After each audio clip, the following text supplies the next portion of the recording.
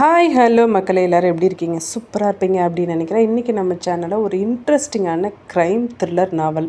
இந்த நாவல் ரொம்ப ரொம்ப இன்ட்ரெஸ்டிங்காக இருக்கும். கடைசியில் நீங்கள் பயங்கரமான ஒரு ட்விஸ்ட்டுக்கு மேலே ட்விஸ்ட்டாக வந்துட்டுருக்கும். இந்த நாவலோட ஸ்டார்டிங்லேருந்து எண்டிங் வரைக்கும் கண்டிப்பாக மிஸ் பண்ணாமல் பாருங்கள். இந்த நாவலோட ஒன்லைன் என்ன அப்படின்னா, ஒரு நகரம், அமைதியான நகரம். ஆனால் அந்த அமைதிக்குள்ளே ஒரு பயங்கரமான மர்மம் ஆரம்பிக்குது. ஒருத்தருக்கு பின்னாடி ஒருத்தர் மர்மமான முறையில் கொலை செய்யப்படுறாங்க. ஆனால் அதை விட அதிர்ச்சியான விஷயம் என்னென்னா, ஒவ்வொரு கொலையிலையும் ஒரே ஒரு குறி மட்டும் வைக்கப்பட்டிருக்கு, நம்பர் 17. இதுக்கு அர்த்தம் என்ன? யாருக்காக இந்த எண்? எதுக்கு இந்த குறியீடை விட்டுட்டு போகிறான் அந்த கொலைகாரன்? இந்த வழக்கை விசாரிக்க ஒரு போலீஸ் அதிகாரி வர்றாரு. ஆனால் அவர் ஒவ்வொரு அடி முன்னேறும் போதும் இந்த வழக்கு இன்னும் ஆழமாக குழப்பமாக அவர் இழுத்துட்டு போகுது. இது சாதாரண கொலைகளா, சீரியல் கில்லர் கொலைகளா, இல்லை யாரோ ஒருத்தர் திட்டமிட்டு செய்கிற விபரீதமான பின்னணியா? இந்த 17க்கு பின்னாடி என்ன இருக்குது? இந்த மர்மத்தின் உண்மை தெரிஞ்சால் நீங்கள் எதிர்பார்க்காத ஒரு கதையை தான் பார்க்க போகிறீங்க. கொலை நோக்கிய நாள் 17. இந்த பயணத்துக்கு நீங்கள் தயாராகுங்க. இப்போ வாங்க இந்த சூப்பரான இன்ட்ரெஸ்டிங்கான நாவலுக்குள்ளே போகலாம். அதுக்கு முன்னாடி என்னோடய சேனலை நிறைய பேர் சப்ஸ்கிரைப் பண்ணாமலே பார்த்துக்கிட்டே இருக்கீங்க. தயவு செஞ்சு அந்த மாதிரி வியூஸ்லாம் என்னோடய சேனலை சப்ஸ்கிரைப் பண்ணி எனக்கு சப்போர்ட் பண்ணுங்கள். அப்போ தான் இன்னும் நிறைய நாவல் போடணும் அப்படின்ற மோட்டிவேஷன் எனக்கு வரும். இந்த சேனலில் போடுற எல்லா நாவலுமே என்னோடய ஓன் க்ரியேஷன் நாவல் தான்.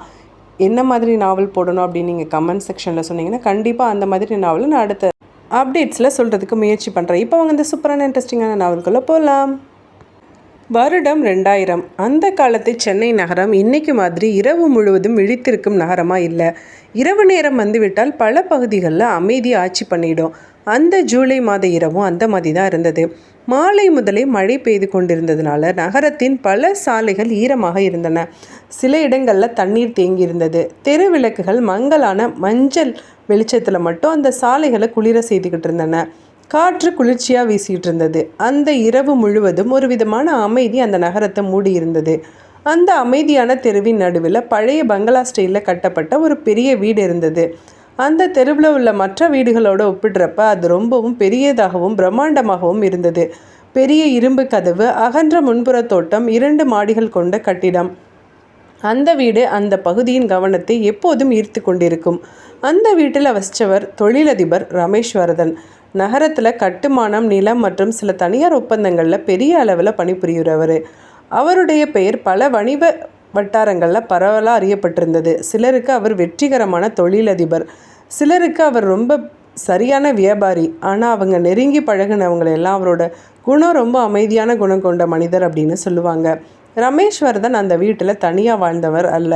அவருக்கு ஒரு சிறிய குடும்பம் இருந்தது. அவரோட மனைவி லதா, 17 வயது மகள் கீர்த்தனா, மேலும் 12 வயது மகன் அஜய். அந்த பெரிய வீட்டில் அவர்கள் 4 பேரும் சேர்ந்து வாழ்ந்தாங்க. அந்த வீட்டில் எப்போவும் குழந்தைங்களோட சிரிப்பு, லதாவோட பேச்சு, குடும்பத்தோட சலசலப்பு இருந்துக்கிட்டே இருக்கும். ஆனால் அந்த வாரம் மட்டும் அந்த வீடு வித்தியாசமாக அமைதியாக இருந்தது. காரணம், லதாவோட சொந்த ஊரில் ஒரு குடும்ப விழா நடந்துட்டு இருந்தது. அந்த நிகழ்ச்சிக்காக லதா தன்னோட 2 குழந்தைகளையும் கூட்டிக்கிட்டு சில நாள்களுக்கு முன்னாடி தான் ஊருக்கு போயிருந்தா. ரமேஸ்வரதனும் அவங்களோட போக நினச்சிருந்தான்.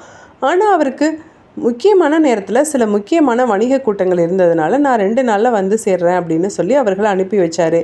அந்த ஒரு முடிவு தான் அவரோட வாழ்க்கையின் கடைசி முடிவாகிவிடும் அப்படின்னு அந்த நேரத்தில் யாருக்கும் தெரியலை. அந்த இரவு அந்த பெரிய வீட்டில் ரமேஸ்வரதன் மட்டும்தான் இருந்தார். வழக்கமாக அந்த வீட்டில் வேலை செய்கிற 2 வேலைக்காரர்கள் இருந்தாங்க. ஆனால் அந்த நாளில் அவங்களுக்கும் அவர் விடுமுறை கொடுத்துருந்தாரு. நாளைக்கு காலையில் வந்தால் போதும் அப்படின்னு சொல்லி அவர்களை அனுப்பி வச்சுருந்தாரு. அதனால் அந்த இரவு அந்த வீட்டில் ஒரு மனுஷன், அவர் மட்டும்தான் இருந்தார். பெரிய வீடு முழுவதும் அமைதி.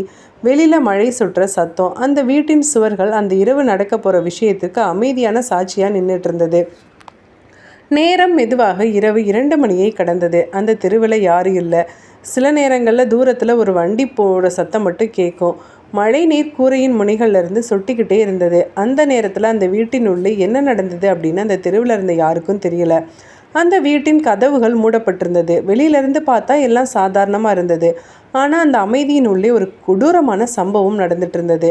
அடுத்த நாள் காலை தான் அந்த உண்மை வெளியில் வந்தது. காலை சுமார் 7 மணிக்கு அந்த வீட்டில் வேலை செய்கிற வேலைக்காரி வழக்கம் போல் வந்தா. மழை நின்றுட்டு இருந்தாலும் காற்றில் இன்னும் ஈரப்பதம் இருந்தது. அவள் வீட்டு முன்னாடி வந்து கதவை தட்டினா. வழக்கமாக ரமேஸ்வரதன் அந்த நேரத்தில் தான் எழுந்திருப்பார். ஆனால் அந்த நாளில் எந்த பதிலும் இல்லை. அவர் திரும்ப கதவை தட்டினா. இன்னும் அமைதி. சிறிது சந்தேகத்தோடு அவள் கதவை மெதுவாக தள்ளினா. அவள் எதிர்பார்க்காத வகையில் அந்த கதவு திறந்து விட்டது. அந்த நொடியில் அவளோட மனசில் ஒரு பயம் தோன்றினது. அந்த வீட்டின் கதவு வழக்கமாக உள்ளிருந்து பூட்டப்பட்டிருக்கும். இன்னைக்கு ஏன் திறந்து வச்சிருக்கிறார் ஐயா? மெதுவாக அவள் உள்ளே நடந்தா. ஹாலில் வெளிச்சம் மங்கலாக இருந்தது. வீட்டுக்கு உள்ள ஒரு விதமான குளிர்ச்சியான அமைதி இருந்தது. அவள் இன்னும் சில அடிகள் நடந்தப்ப தரையில் சிவப்பு நிறம் பரவி இருப்பதை கவனிச்சா. ஒரு நொடி அவள் புரியாமல் பார்த்துட்டு இருந்தா. அடுத்த நொடியில் அவளோட கண்கள் பெரிதாக திறந்து விட்டது. ஆமாம், ஹாலின் நடுவில் ரமேஸ்வர்தன் ரத்தத்தில் நனைஞ்சு தரையில் கிடந்தாரு. அந்த காட்சியை பார்த்தவுடன் அவள் பயத்தில் கத்துனா. அந்த குரல் அந்த வீட்டோட அமைதியை உடைச்சது. சில நிமிடங்களில் அக்கம் பக்கத்தினரெல்லாம் அங்கே திரண்டாங்க. யாரோ ஒருத்தர் உடனே போலீஸ்க்கு தகவல் கொடுத்தாரு. சில நேரத்தில் ஒரு போலீஸ் ஜீப் அந்த வீட்டு முன்னாடி வந்து நின்னுருது. அந்த கேஸை விசாரிக்க வந்தவர் இன்ஸ்பெக்டர் அரவிந்த். அந்த வீட்டுக்குள்ளே மெதுவாக நடந்து போனார். அனுபவம் வாய்ந்த அதிகாரி அப்படின்றதுனால அவர் ஒவ்வொரு விஷயத்தையும் கவனமாக பார்த்தாரு. வீட்டில் திருட்டு நடந்த சுவடி எதுவும் இல்லை, அலமாரிகள் எதுவும் திறக்கப்படலை, பணமும் நகைகள் எல்லாம் அப்படியே இருந்தது. அதாவது இது ஒரு சாதாரண திருட்டு கொலை இல்லை அப்படின்னு கண்டுபிடிச்சிட்டாரு. அவர் ஹாலோட சுவரை நோக்கி நடந்தார்.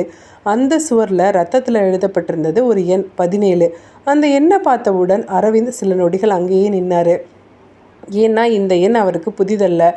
ஒரு வருடத்துக்கு முன்னாடி நடந்த ஒரு பழைய கொலை வழக்கில் கூட இதே மாதிரி ஒரு எண் எழுதப்பட்டிருந்தது. அந்த நினைவு அவரோட மனசில் மெதுவாக எழ ஆரம்பிச்சிருந்தது. ஆமாம், இது ரேண்டமான ஒரு எண் இல்லை அப்படின்னு மெதுவாக அவர் மனசுக்குள்ளே சொன்னார். அந்த 17 என்ற எண்ணின் பின்னாடி இருக்கிற பெரிய மர்மம் என்ன அப்படின்றத அப்போ தான் அவர் உணர ஆரம்பிச்சிருந்தார். அந்த மர்மம் தான் அடுத்த சில நாட்களில் அவரை மிகவும் இருண்ட ஒரு உண்மைக்குள்ளே இழுத்துட்டு செல்ல போகுது அப்படின்றத அப்போது அவர் இன்னும் அறிந்திருக்கலை. அந்த காலை நேரத்தின் அமைதியை போலீஸ் ஜீப்போட சைரன் உடைச்சது.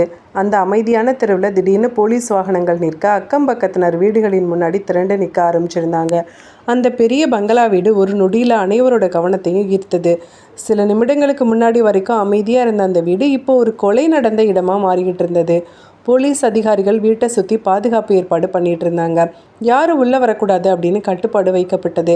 அந்த எல்லா பரபரப்புகளின் நடுவில் அமைதியாக உள்ளே போனவர் இன்ஸ்பெக்டர் அரவிந்த் தான். அரவிந்த் அந்த வீட்டோட ஹாலில் நின்னபடி திரும்ப ஒரு தடவை வீட்டை சுற்றி பார்த்தாரு. அந்த இடத்துல இன்னும் ரத்தத்தோட வாசனை காற்றுல கலந்துருந்தது. தரையில் கிடந்த ரமேஸ்வரதனோட உடலை மருத்துவ குழுவு ஆய்வு செய்துக்கிட்டு இருந்தாங்க. அரவிந்த் மெதுவாக அந்த உடலுக்கு பக்கத்தில் போனார். பல வருட அனுபவம் கொண்ட அதிகாரி அப்படின்றதுனால ஒரு சம்பவம் நடந்த இடத்துல உள்ள சின்ன விஷயங்களை கூட கவனிக்கிறது அவருக்கு வழக்கம். அவர் தரையில் இருந்த இரத்தத்தின் தடங்களை, மேஜையின் மேல் இருந்த காகிதங்களை, சுவரில் இருந்த கீறல்களை எல்லாம் கவனமாக பார்த்தாரு. பொருட்களை எல்லாம் பார்த்தாரு. ஆனால் இந்த கொலை திடீர்னு நடந்தது போல் தெரியல. யாரோ ஒருத்தர் திட்டமிட்டு இந்த வீட்டுக்குள்ளே வந்திருக்கணும் அப்படின்னு அவர் நினச்சாரு. இப்போ அரவிந்தோட பார்வை திரும்ப அந்த சுவரை நோக்கி போனது. ரத்தத்தில் எழுதப்பட்டிருந்த அந்த எண் 17. அந்த எண் தான் இந்த சம்பவத்தின் மிகப்பெரிய மர்மம். ஏன்னா ஒரு கொலை நடந்த இடத்துல ஒரு எண் எழுதப்பட்டது அப்படின்றது ஒரு சாதாரண விஷயம் அல்ல. அது ஒரு குறியீடு, அது ஒரு எச்சரிக்கை, அது ஒரு விபரம். அதாவது அது ஒரு யாரோ ஒருத்தருக்கான செய்தி. அந்த எண்ணை பார்த்தப்ப அரவிந்தோட மனசில் ஒரு பழைய நினைவு மெதுவாக எழ ஆரம்பிச்சது. ஒரு வருடத்துக்கு முன்னாடி அவர் பார்த்த ஒரு பழைய கொலை வழக்கில் கூட இந்த மாதிரி தான் ஒரு எண் இருந்தது. அந்த வழக்கு அப்போது தீர்க்கப்படாமல் மூடப்பட்டு விட்டது. அந்த நினைவு இப்போது திரும்ப அவரோட மனசில் தெளிவாக எழ ஆரம்பிச்சிருந்தது. அந்த நேரத்தில் ஒரு போலீஸ் கான்ஸ்டபிள் அவரை நோக்கி வந்தார். சார், இந்த வீட்டுக்கு பின்னாடி ஒரு கதவு திறந்திருக்கு சார், அவர் மெதுவாக சொன்னார். அரவிந்த் உடனே அந்த வழியாக போனார். வீட்டோட பின்னாடி சின்ன தோட்டம் இருந்தது. அங்கேருந்து வெளியில் போகிறதுக்கு ஒரு கதவு இருந்தது. அந்த கதவு முழுவதும் திறந்திருந்தது. மழை காரணமாக மண் ஈரமாக இருந்ததுனால சில கால் சுவடுகள் அங்கே தெளிவாக இருந்தது. அரவிந்த் கீழே குனிஞ்சு அந்த தடங்களை கவனமாக பார்த்தாரு. அது ஒன்று ஒரு மனிதனோட காலடி சுவடுகள் போல தான் இருந்தது. ஆனால் மழை நீர் அவற்றை பாதியாக அழித்து விட்டது. அதனால் தெளிவாக எதையும் அவரால் அறிய முடியல. அவர் திரும்ப வீட்டுக்குள்ளே வந்தார். அந்த நேரத்தில் மருத்துவ அதிகாரி அவரை நோக்கி வந்தார். சார், மரணம் நேற்று இரவு 2 மணி முதல் 3 மணிக்குள்ளே நடந்திருக்கலாம் அப்படின்னு அவர் சொன்னார். அந்த தகவல் அரவிந்தோட மனசில் ஒரு கணக்கை தொடங்கினது. அந்த நேரத்தில் அந்த வீட்டில் யார் வந்திருக்கலாம்? அந்த தெருவில் யாராவது சந்தேகமானவர் இருக்காங்களா? இந்த எல்லா கேள்விகளுக்கும் அவரோட மனசில் எழ ஆரம்பிச்சிருந்தது. அவர் ஹாலோட ஒரு மூலையில் இருந்த தொலைபேசியை கவனித்தார். அந்த காலத்தில் மொபைல் ஃபோன்கள் பொதுவாக பயன்படுத்தப்படலை. வீட்டு லேண்ட்லைன் தான் முக்கிய தொடர்பு. அந்த தொலைபேசியின் பக்கத்தில் சின்ன நோட்டு புத்தகம் இருந்தது. அதில் சில எண்கள் எழுதப்பட்டிருந்தது. அரவிந்த் அந்த புத்தகத்தை எடுத்து பார்த்தாரு. சில வணிக தொடர்புகள், சில நண்பர்களின் எண்கள், மேலும் ஒரு எண் மட்டும் வட்டமிட்டு எழுதப்பட்டிருந்தது. அந்த எண்ணை பார்த்தப்ப அவர் கொஞ்சம் யோசிச்சார். ஏன்னா அது மற்ற எண்களை விட வேறுபட்டதாக இருந்தது. இது யாரோட நம்பரு அப்படின்னு அவர் தன்கிட்டேயே முதல்ல மெதுவாக கேட்டார். அந்த நேரத்தில் அவருக்கு இன்னொரு விஷயம் நினைவுக்கு வந்தது.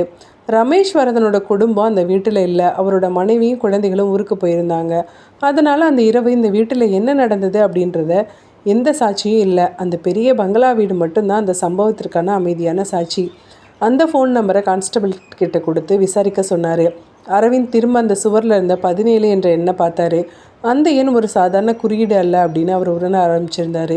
அது ஒரு பழைய கதவை திறக்கிற சாவி போல இருந்தது. அந்த நாள் மதியம் சென்னை நகர போலீஸ் நிலையம் வழக்கம் போல பரபரப்பாக இருந்தது. ஒவ்வொரு மேஜையிலும் அதிகாரிகள் தங்களோட வேலைகளில் மூழ்கி இருந்தாங்க. சிலர் புகார்களை பதிவு செய்துக்கிட்டு இருந்தாங்க, சிலர் விசாரணை குறிப்புகளை எழுதிட்டு இருந்தாங்க. அந்த எல்லா சத்தங்களின் நடுவிலையும் இன்ஸ்பெக்டர் அரவிந்த் மட்டும் அமைதியாக தன்னோட மேஜை முன்னாடி அமர்ந்து இருந்தார்.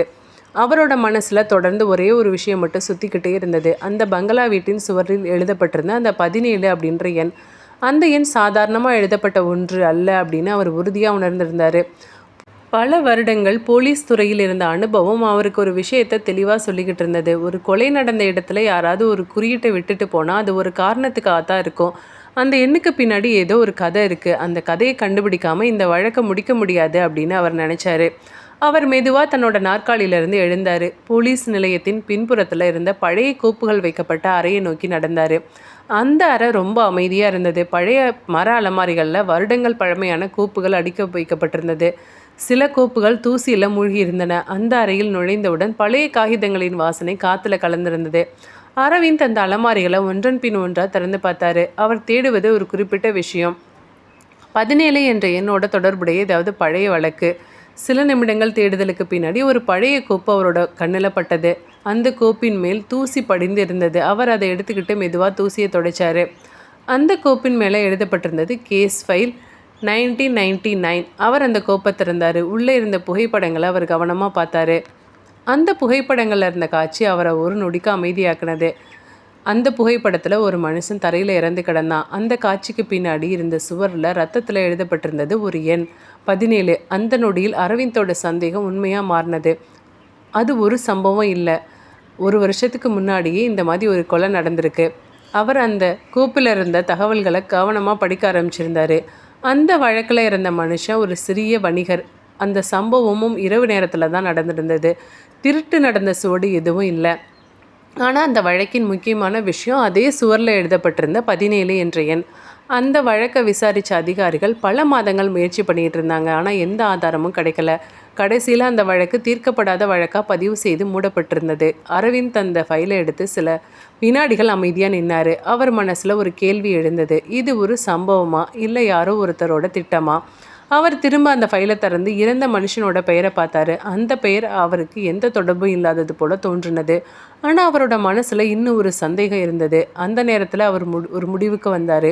அந்த பழைய வழக்கையும் இப்போதைய ரமேஸ்வரதன் கொலை வழக்கையும் ஒன்றாக இணைத்து பார்க்கணும். ஏன்னா 2 சம்பவங்களுக்கு இருந்த ஒரே குறியீடு அந்த எண் தான் 17. அந்த எண் ஒரு சின்ன குறியீடு மட்டும் அல்ல, அது ஒரு தொடர் கதையின் தொடக்கமாக கூட இருக்கலாம். அந்த கதையின் அடுத்த பக்கம் இப்போ தான் திறக்க போகுது. அரவிந்த் அந்த ஃபைலை எடுத்துக்கிட்டு தன்னோட டேபிளை நோக்கி நடந்தார். அவருக்கு இன்னும் தெரியல இந்த விசாரணை இன்னும் அவரை ஒரு இருண்ட பக்கத்துக்கு இழுத்துட்டு செல்ல போகுது அப்படின்னு. அந்த பழைய ஃபைலை பார்த்த பின்னாடி இன்ஸ்பெக்டர் அரவிந்தோட மனசு முழுவதும் ஒரு விதமான அமைதியற்ற உணர்வு நிரம்பினது.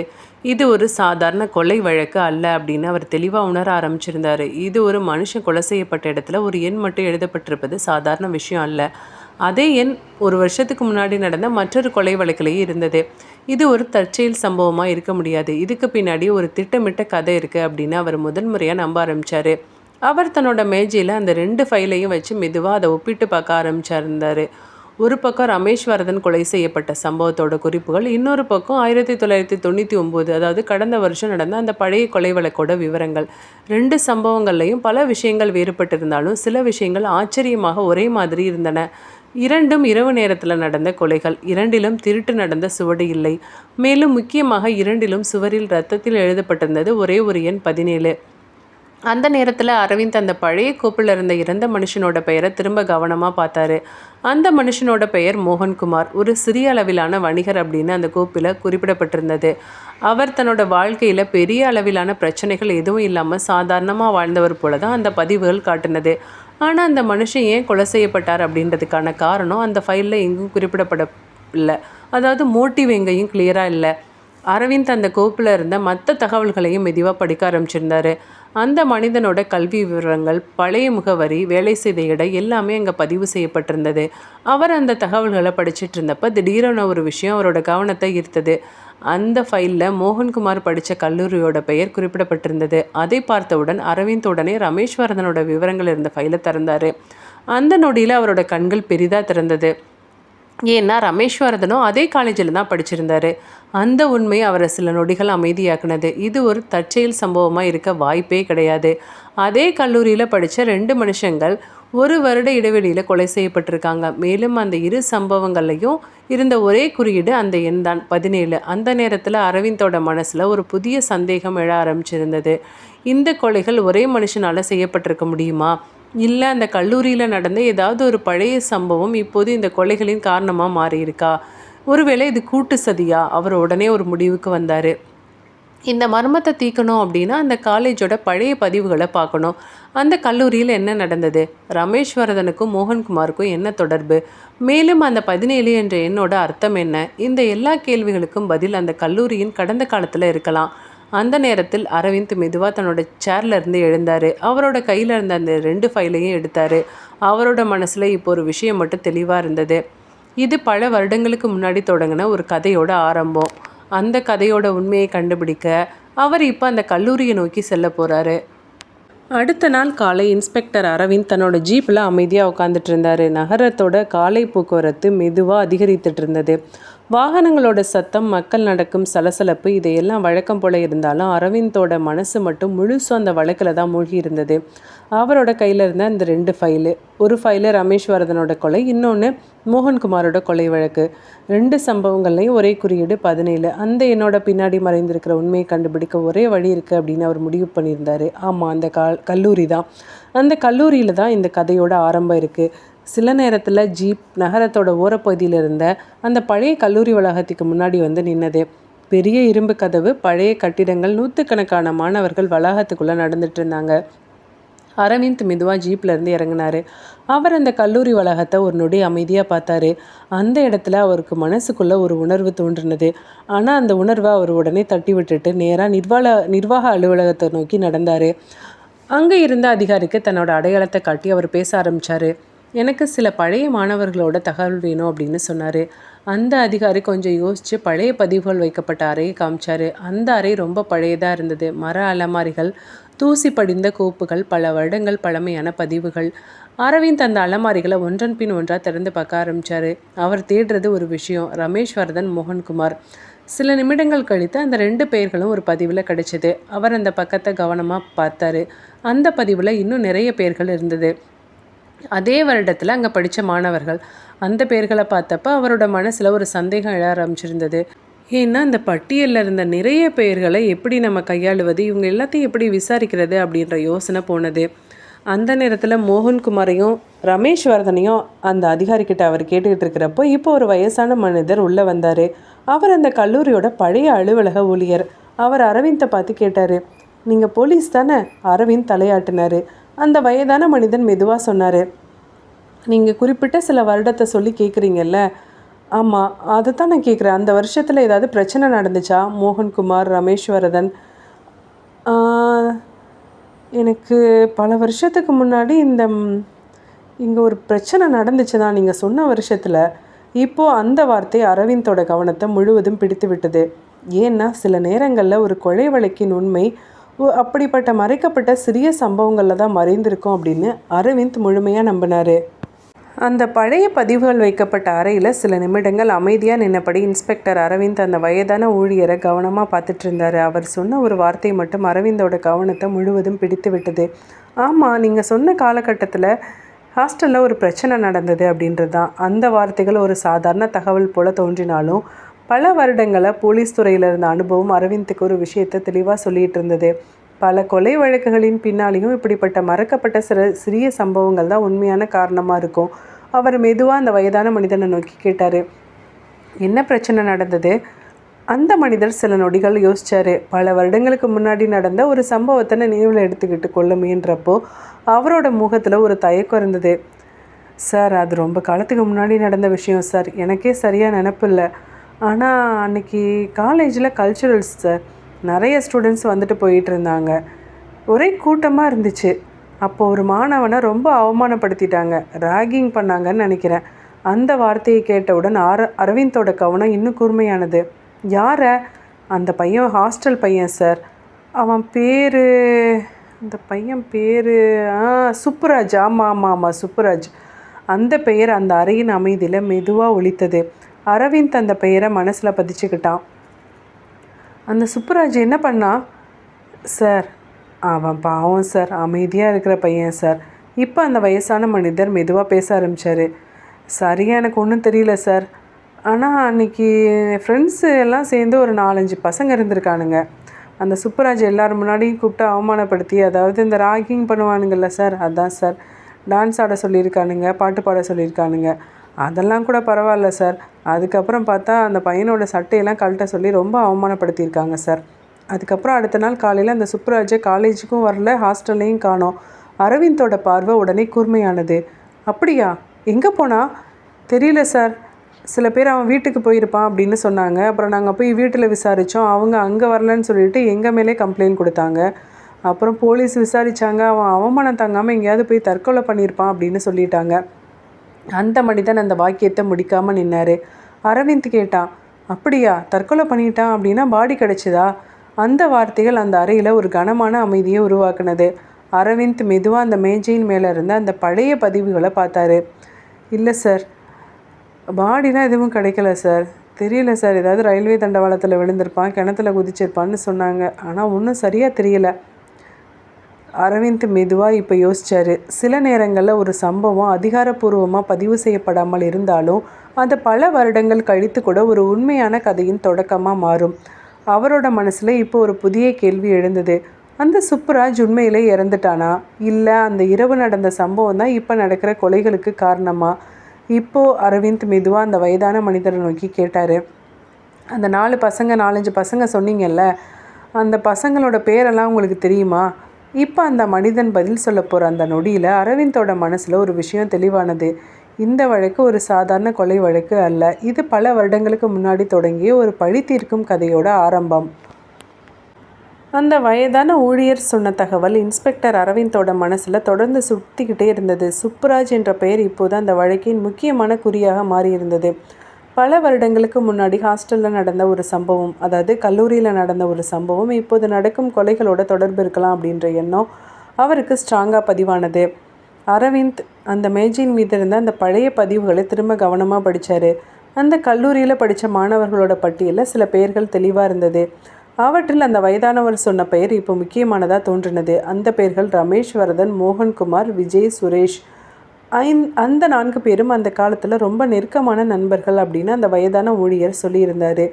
கல்லூரி வளாகத்தில் எப்போதும் சேர்ந்து சுற்றுற ஒரு டீமு. எப்போ பார்த்தாலும் ஹாஸ்டலில் கூட அடிக்கடி பேசுவாங்க. அடித்தடி அடாவடியாக இருப்பாங்க. அரவிந்த் அந்த பட்டியலில் சில நொடிகள் அமைதியாக பார்த்தாரு. இந்த 4 பேரில் 2 பேர் ஏற்கனவே இறந்துட்டாங்க, ரமேஸ்வரதன், மோகன்குமார். அந்த நினைவு அவரோட மனசில் ஒரு கடினமான உண்மையை உருவாக்குனது. இது சாதாரண சம்பவம் இல்லை. யாரோ ஒருத்தர் திட்டமிட்டு இந்த மனிதர்களை தேடி கொலை பண்ணிக்கிட்டு இருக்காங்க.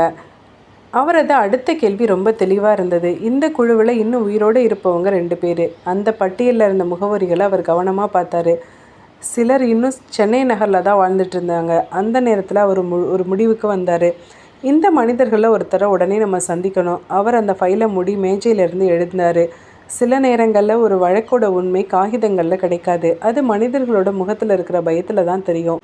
அடுத்ததான் இந்த விஜய், சுரேஷ் அவங்களோட பழைய முகவரியிலேருந்து புதிய முகவரியை தேட ஆரம்பிச்சிருந்தார். அரவிந்த் இந்த கேஸை அடுத்த கட்டத்துக்கு கொண்டு போயிட்டு இருந்தார். அந்த நாள் இரவு சென்னை நகரம் மெதுவாக அமைதியில் மூழ்கி இருந்தது. மாலை நேரத்தில் பெய்த சிறிய மழையின் காரணமாக சாலைகள் இன்னும் ஈரமாக இருந்தன. தெருவிளக்குகள் மஞ்சள் நிற ஒளியில் அந்த சாலைகளை மங்கலாக ஒளிர செய்துகிட்டு இருந்தன. நகரத்தின் சில பகுதிகளில் மட்டும் வாகனங்கள் நகரும் சத்தம் கேட்டது. ஆனால் அந்த குடியிருப்பு பகுதி மிகவும் அமைதியாக இருந்தது. அங்கு வசித்த மக்கள் பெரும்பாலும் இரவு நேரத்திற்கு முன்பே வீடுகளுக்குள் சென்று விடுவார்கள். அந்த அமைதியான தெருவின் நடுவில் ஒரு 2 மாடி வீடு இருந்தது. அந்த வீட்டில் வசித்தவர் தான் விஜய். விஜய் ஒரு தனியார் நிறுவனத்தில் வேலை பார்த்து வந்தார். நடுத்தர வாழ்க்கை, வெளியில் பார்த்தால் மிகவும் சாதாரணமான வாழ்க்கை போலதான் இருந்தது. ஆனால் அந்த இரவு அவருடைய மனசில் ஒரு விதமான அமைதியற்ற உணர்வு இருந்தது. சில நாட்களாக விஜய் சரியாக தூங்கவில்லை. சில நினைவுகள் அவரை விட்டு நீங்காமல் இருந்தன. பல வருடங்களுக்கு முன்னாடி நடந்த ஒரு சம்பவம் அவருடைய மனசில் திரும்ப திரும்ப வந்துட்டு இருந்தது. அந்த சம்பவத்தை அவர் பல வருடங்களுக்கு முன்னாடி மறந்து விட்டதாக தான் நினச்சிட்டு இருந்தாரு. ஆனால் சில நாட்களுக்கு முன்னாடி ஒரு செய்தி அவரோட காதில் விழுந்தது. அதுதான் அவரோட மனசுல இருந்து அந்த பழைய நினைவுகளை திரும்ப எழுப்பினது. ரமேஷ் வரதன் இறந்து விட்டான். அந்த செய்தி அவனை மிகவும் கலக்கமடைய செய்தது. அது ஒரு சாதாரண மரணம் இல்லை அப்படின்னு அவன் கேள்விப்பட்டான். அது ஒரு கொலை. அந்த செய்தி அவருடைய மனசில் ஒரு பயத்தை உருவாக்குனது. ஏன்னா ரமேஸ்வரதன் அவரோட காலேஜ் நண்பன். பல வருடங்களுக்கு முன்னாடி அவர்கள் 4 பேரும் எப்போதும் சேர்ந்து சுற்றும் கூடு.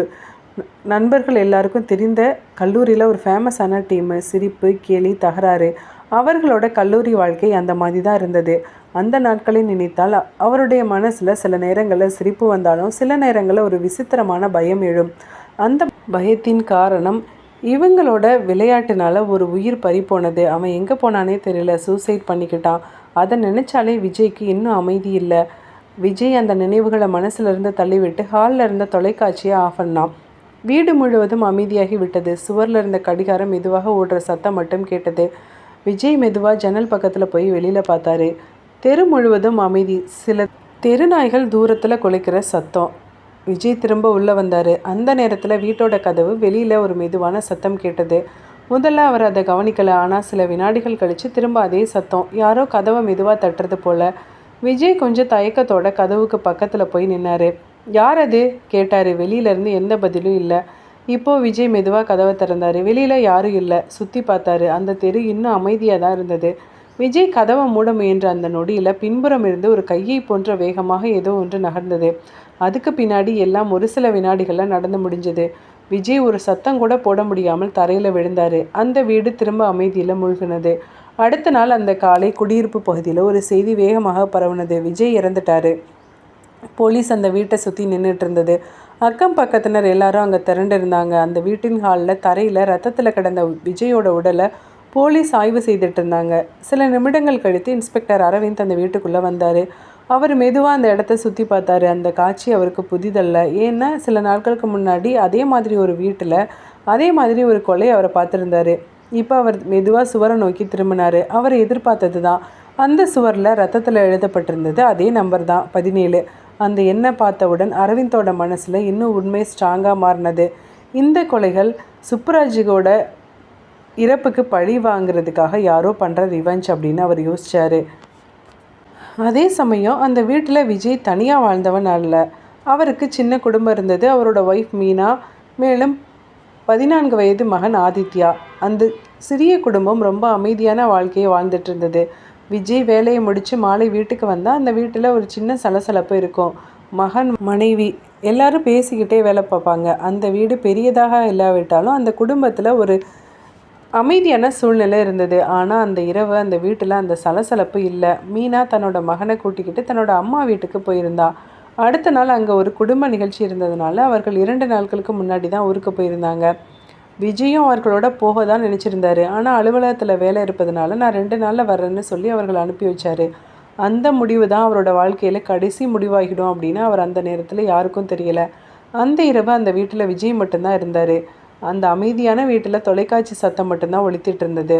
இந்த மாதிரி சூழ்நிலையில் தான் விஜய் கொலை செய்யப்பட்டு கிடந்தார். விஜய் கொலை செய்யப்பட்ட செய்தி அடுத்த நாள் காலை அவருடைய மனைவி மீனாவுக்கு தெரிய வந்தப்போ உலகமே ஒரு நொடியில் உடைஞ்சு போனது. அந்த காலை அவள் தன்னோட அம்மா வீட்டில் தான் இருந்தா. அவள் மகள் ஆதித்யா பக்கத்தில் விளையாடிட்டு இருந்தான். அந்த நேரத்தில் ஒரு தொலைபேசி அழைப்பு வந்தது. அழைப்பின் மறுபுறத்தில் இருந்த குரல் மெதுவாக இருந்தாலும் அதில் ஒரு பதட்டம் இருந்தது. மீனா உடனே சென்னைக்கு வர சொல்லுங்கள். மீனா அந்த வார்த்தைகளை உடனே புரிந்து கொள்ளலை. ஆனால் சில நிமிடங்களில் உண்மை அவளோட மனசில் தெளிவாகி விட்டது. ஆமாம், விஜய் இறந்துட்டாரு. அந்த செய்தி அவளுக்கு நம்ப முடியாததாக இருந்தது.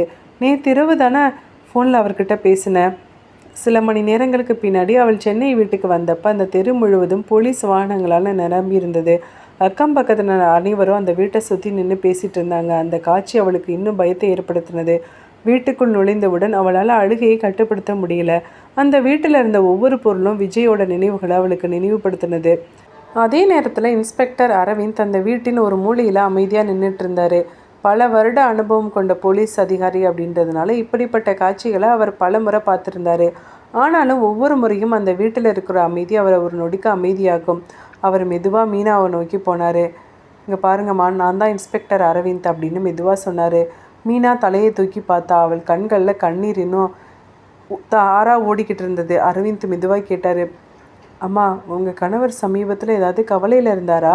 மீனா சில நொடிகள் யோசிச்சா. அதுக்கப்புறம் மெதுவாக சொன்னான், ஆமாம், கடைசி சில நாட்களாக அவர் கொஞ்சம் அமைதியாக ஒரு யோசனையில் இருந்தார். அரவிந்த் இப்போ கவனமாக கேட்டிருந்தாரு. ஏன்னு உங்ககிட்ட ஏதாவது சொன்னாரா? மீனா தலையசைச்சா. இல்லை, அவர் சொல்லவே இல்லை. ஆனால் 2 நாளைக்கு முன்னாடி ஒரு பழைய பெட்டி எடுத்து பார்த்துட்டு இருந்தார். அந்த வார்த்தை அரவிந்தோட கவனத்தை ஈர்த்தது. எந்த பெட்டி? மீனா ஹாலோட ஒரு மூலையில் இருந்த ஒரு பழைய அலமாரியை காமிச்சா. அரவிந்த் அந்த அலமாரியை திறந்தார். அதுக்குள்ளே ஒரு சின்ன பழைய பெட்டி இருந்தது. அவர் அதை மெதுவாக திறந்தார். அதற்குள்ளே சில பழைய புகைப்படங்கள் இருந்தது. அந்த புகைப்படங்களில் ஒன்றை பார்த்த நொடியில் அரவிந்த் கொஞ்ச நேரம் அமைதியாக நின்னார்.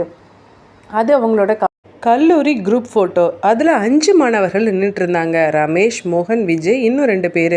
அவர்களெல்லாம் சிரித்துக்கிட்டே நின்றுட்டு இருந்தாங்க. அந்த புகைப்படத்தை அரவிந்த் இன்னும் கவனமாக பார்த்தாரு.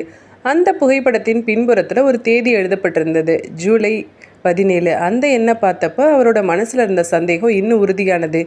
ஏன்னா அந்த எண் அவர் பார்த்த 2 இடங்கள்லையும் இருந்தது 17. அந்த நொடியில் அரவிந்த் புரிஞ்சுக்கிட்டார், இந்த கொலைகள் எல்லாம் ஒரு கதையின் தொடர்ச்சி. அந்த கதையின் ஆரம்பம் பல வருடங்களுக்கு முன்பு நடந்த அந்த கல்லூரியில் நடந்த ஒரு விஷயத்தோட தொடர்பு இருக்கிறது.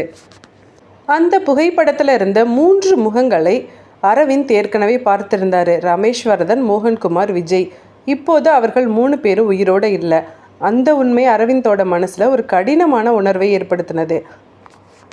அவர் அந்த புகைப்படத்தை இன்னும் கவனமாக பார்த்தாரு. அதில் இன்னும் 2 பேர் இருந்தாங்க. அவர்களில் ஒருத்தர் சிரித்துக்கிட்டு நண்பர்களோட தோளில் கை வச்சுருந்தான்.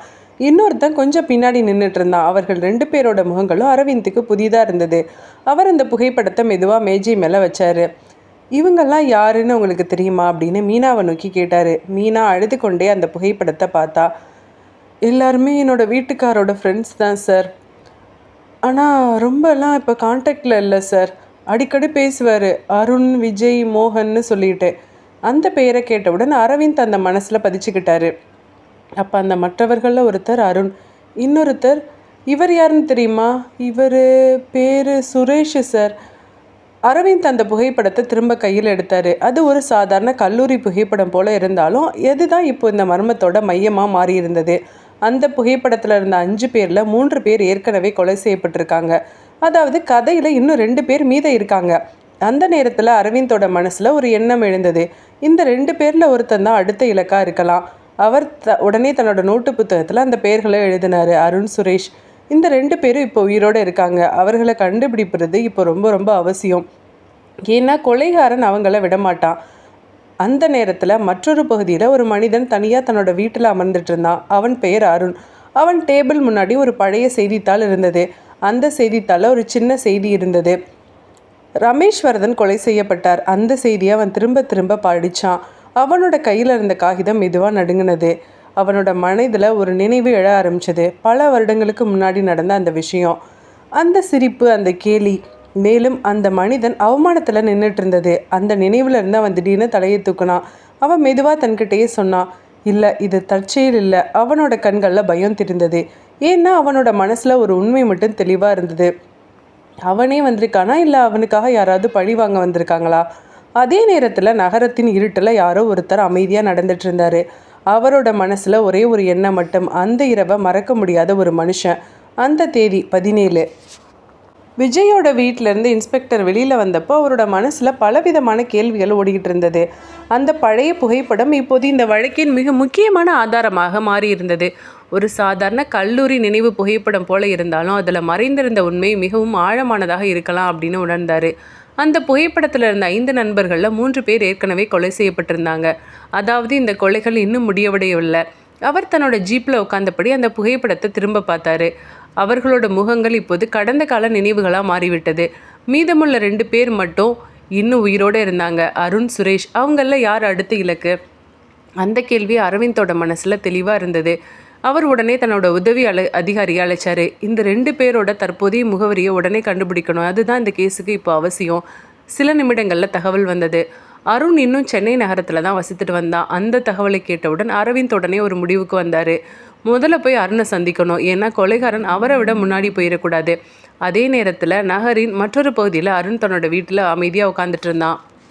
அருண் அந்த செய்தித்தாளில் இருந்த செய்தியவே படிச்சுட்டு இருந்தான். அந்த செய்தியை அவன் பலமுறை படித்தான். ஒவ்வொரு முறையும் அந்த எழுத்துக்கள் அவன் மனசில் இன்னும் பெரிய பயத்தை உண்டு பண்ணது.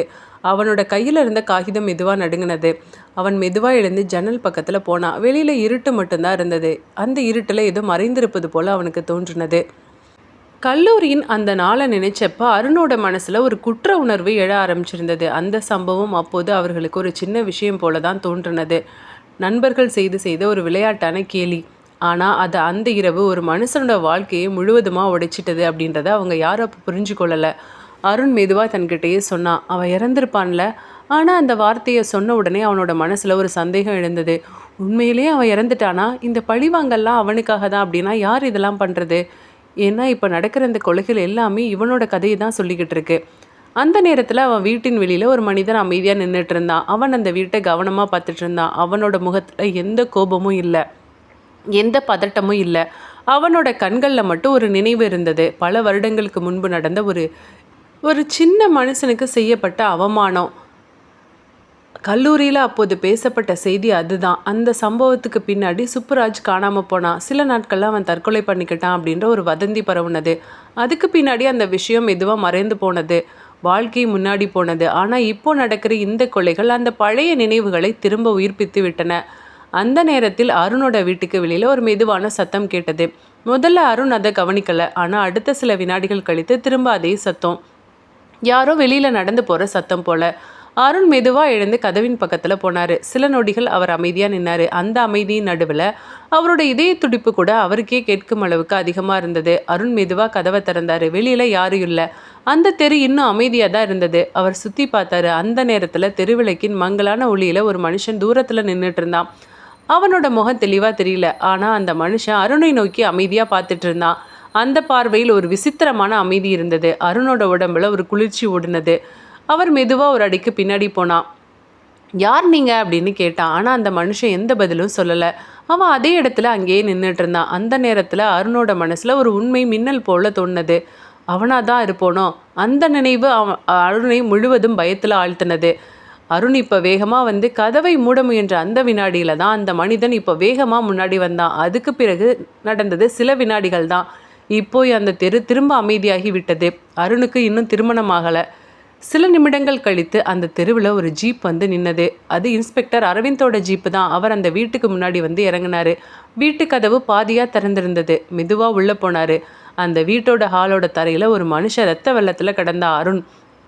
அரவிந்த் சில நொடிகள் அமைதியாக அந்த காட்சியை பார்த்தாரு. அவருக்குள்ள ஒரு சின்ன உணர்வு வந்தது. இன்னும் கொஞ்சம் சீக்கிரமாக வந்திருந்தா இந்த அருணை காப்பாற்றிருக்கலாமோ? அவருக்கு இப்போ ஒரு விஷயம் தெளிவாக தெரிஞ்சது. இந்த கொலைகள் சாதாரண பழி அல்ல. இது பல வருடங்களுக்கு முன்னாடி ஒரு மனுஷனோட வாழ்க்கையை உடைச்ச ஒரு வலி. அவர் மெதுவாக சுவரை நோக்கி திரும்பினார். அவர் எதிர்பார்த்தது தான். அங்கே ரத்தத்தில் எழுதப்பட்டிருந்தது அதே எண் தான், 17. அருணின் வீட்டில் நடந்த கொலை சம்பவத்துக்கு பின்னாடி அந்த வழக்கு இன்னும் சிக்கலானதாக மாறிவிட்டது. இன்ஸ்பெக்டர் அரவிந்த் அந்த வீட்டின் ஹாலில் சில நிமிடங்கள் அமைதியாக நின்றுட்டு இருந்தார். தரையில் கிடந்த அருணோட உடலை மருத்துவ அதிகாரிகள் ஆய்வு செய்துட்டு இருந்தாங்க. வீட்டின் வெளியில் போலீஸ் வாகனங்களில் விளக்குகள் மின்னிட்டு இருந்தது. அந்த சத்தங்களின் நடுவிலையும் அரவிந்தோட மனசில் ஒரு ஆழமான அமைதி இருந்தது. அந்த அமைதி ஒரு விஷயத்தை மட்டும் அவருக்கு சொல்லிக்கிட்டு இருந்தது. இந்த வழக்கு இப்போது முடிவை நோக்கி செல்ல ஆரம்பித்து விட்டது. அரவிந்த் மெதுவாக அந்த சுவரை நோக்கி பார்த்தாரு. அங்கே திரும்ப அதே எண் 17. அவர் அந்த எண்ணை பல முறை பார்த்துருந்தாரு. ரமேஸ்வரதனோட வீட்டில், மோகன்குமார் கொலை செய்யப்பட்ட இடத்துல, விஜயோட வீட்டில், இப்போ அருணோட வீட்டில். அதாவது இந்த கொலைகள் அனைத்தும் ஒரே மனிதனால் செய்யப்படுது அப்படின்னு மட்டும் இப்போ தெளிவாகி இருந்தது. மேலும் அந்த மனிதன் தனது செயலை மறைக்க முயற்சிக்கவில்லை. அவன் ஒவ்வொரு கொலையின் பின்னாடியும் ஒரு நினைவை குறியாக விட்டு செல்கிறான். 17 அந்த எண்ணின் பின்னால் மறைந்திருக்கும் உண்மையை கண்டுபிடிக்காமல் இந்த வழக்கை முடிக்க முடியாது என்பதை அரவிந்த் தெளிவாக உணர்ந்தார். இப்போ அவர் மெதுவாக வெளியில் வந்தது. ஜீப்பு உட்காந்தாரு. அவரோட அடுத்த இலக்கு அந்த இறந்து போன சுப்புராஜ் வீட்டுக்கு போனார். உறவினர்கள் சுற்றுப்புறம் எல்லா இடத்துலையும் விசாரித்தார். அந்த வருடம் காணாமல் போன சுப்புராஜ் இறந்து போயிட்டாதாவே அவரோட வீட்டில் எல்லாரும் நம்பிக்கிட்டு இருந்தாங்க. சுப்புராஜோட படத்துக்கு மாலை அணிவிச்சிருந்தாங்க. அவன் அதுக்கப்புறம் இங்கே வந்ததே இல்லைன்னு சொன்னாங்க. சில பேர் சொன்னாங்க அவனோட உடல் ரயில் தண்டவாளத்தில் பட்டு அவனோட உடல் துண்டு துண்டாக போனதுனால போலீஸ் எங்களுக்கு கொடுக்கலன்னு சொல்கிறாங்க. சிலர் அவன் எங்கேயோ போய் கிணத்துல குதிச்சிட்டான், அவனோட உடம்பு கிடைக்கலன்னு சொன்னாங்க. இத்தனை வருடங்களாக சுப்புராஜோட எந்த ஒரு நினைவும் அவன் உயிரோடு இருக்கான் அப்படின்ற மாதிரி அந்த குடும்பத்துலேயும் அந்த ஊர்லேயும் சொல்லப்படவில்லை. இந்த கேஸில் யார் கொலை செய்கிறாங்கன்னு தெரியல. இறந்து போனவனா சொல்லப்படுறவனா இல்லை இறந்து போனவனுக்காக பழி வாங்குறானா ஒன்றுமே புரியாமல் அரவிந்த் ஒரு புரிய முடியாத நிலைக்கு தள்ளப்பட்டிருந்தார். அரவிந்த் திரும்ப கல்லூரிக்கு வந்தார். அந்த பெரிய வளாகத்தில் அன்றைய வருடம் அந்த பழைய வருடத்தில் அன்றைக்கி என்ன நிகழ்வு நடந்ததுன்னு யாருக்காவது தெரியுமான்னு திரும்ப திரும்ப விசாரித்தார். அங்கே இருந்த பழைய வார்டன் ஒரு விஷயத்த சொல்ல ஆரம்பிச்சிருந்தார். பல வருஷத்துக்கு முன்னாடி அந்த நாள் கல்லூரி வளாகத்தில் ஒரு விசேஷமான நாள். மாலை நேரத்தில் கல்லூரியில் ஒரு சின்ன கலாச்சார நிகழ்ச்சி நடந்துட்டு இருந்தது, கல்ச்சுரல்ஸ். மாணவர்கள் பலர் வளாகத்தில் கூட்டமாக இருந்தாங்க. சிலர் சிரித்துக்கிட்டு நண்பர்களோட பேசிகிட்டு இருந்தாங்க, சிலர் நிகழ்ச்சியை பார்த்துட்டு இருந்தாங்க. அந்த மாலை கல்லூரி முழுவதும் ஒரு சலசலப்பில் இருந்தது. அந்த கூட்டத்தின் நடுவில் ஒருத்தன் அமைதியாக நடந்துட்டு இருந்தான். அவன் தான் சுப்புராஜ். சுப்புராஜ் கிராமத்து மாணவன், ரொம்ப ரொம்ப அமைதியானவன். அதிகமாக யார்கிட்டையும் பேச மாட்டான். கூச்ச சுபாவம் உள்ளவன். ஹாஸ்டலில் கூட தனியாக தான் இருப்பான். கல்லூரியில் பல பேருக்கு அவங்க தான் படிக்கிறான்னு கூட தெரியாது. ஆனால் அந்த நாளில் அவனோட மனசில் ஒரு சின்ன மகிழ்ச்சி இருந்தது. ஏன்னா அதே காலேஜில் படிக்கிற ஒரு பெண் அவனுக்கு ரொம்ப முக்கியமானவள். அவள் அவனுடைய அத்தையின் மகள். குடும்பத்தில் ஏற்கனவே பேசப்பட்டிருந்த ஒரு உறவு தான். அந்த பெண்ணு அதே கல்லூரியில் 1ஆம் ஆண்டு படித்துட்டு இருந்தா. இவனும் 2ஆம் ஆண்டு படித்துட்டு இருந்தான். அவள் அவனை பார்க்கலாம் அப்படின்ற எண்ணமே சுப்புராஜோட மனசில் ஒரு சின்ன மகிழ்ச்சியை உருவாக்கி இருந்தது. ஆனால் அந்த மகிழ்ச்சி அந்த நாளில் சில நிமிடங்களில் உடைந்து போகிறது அப்படின்றத அவன் அறியலை.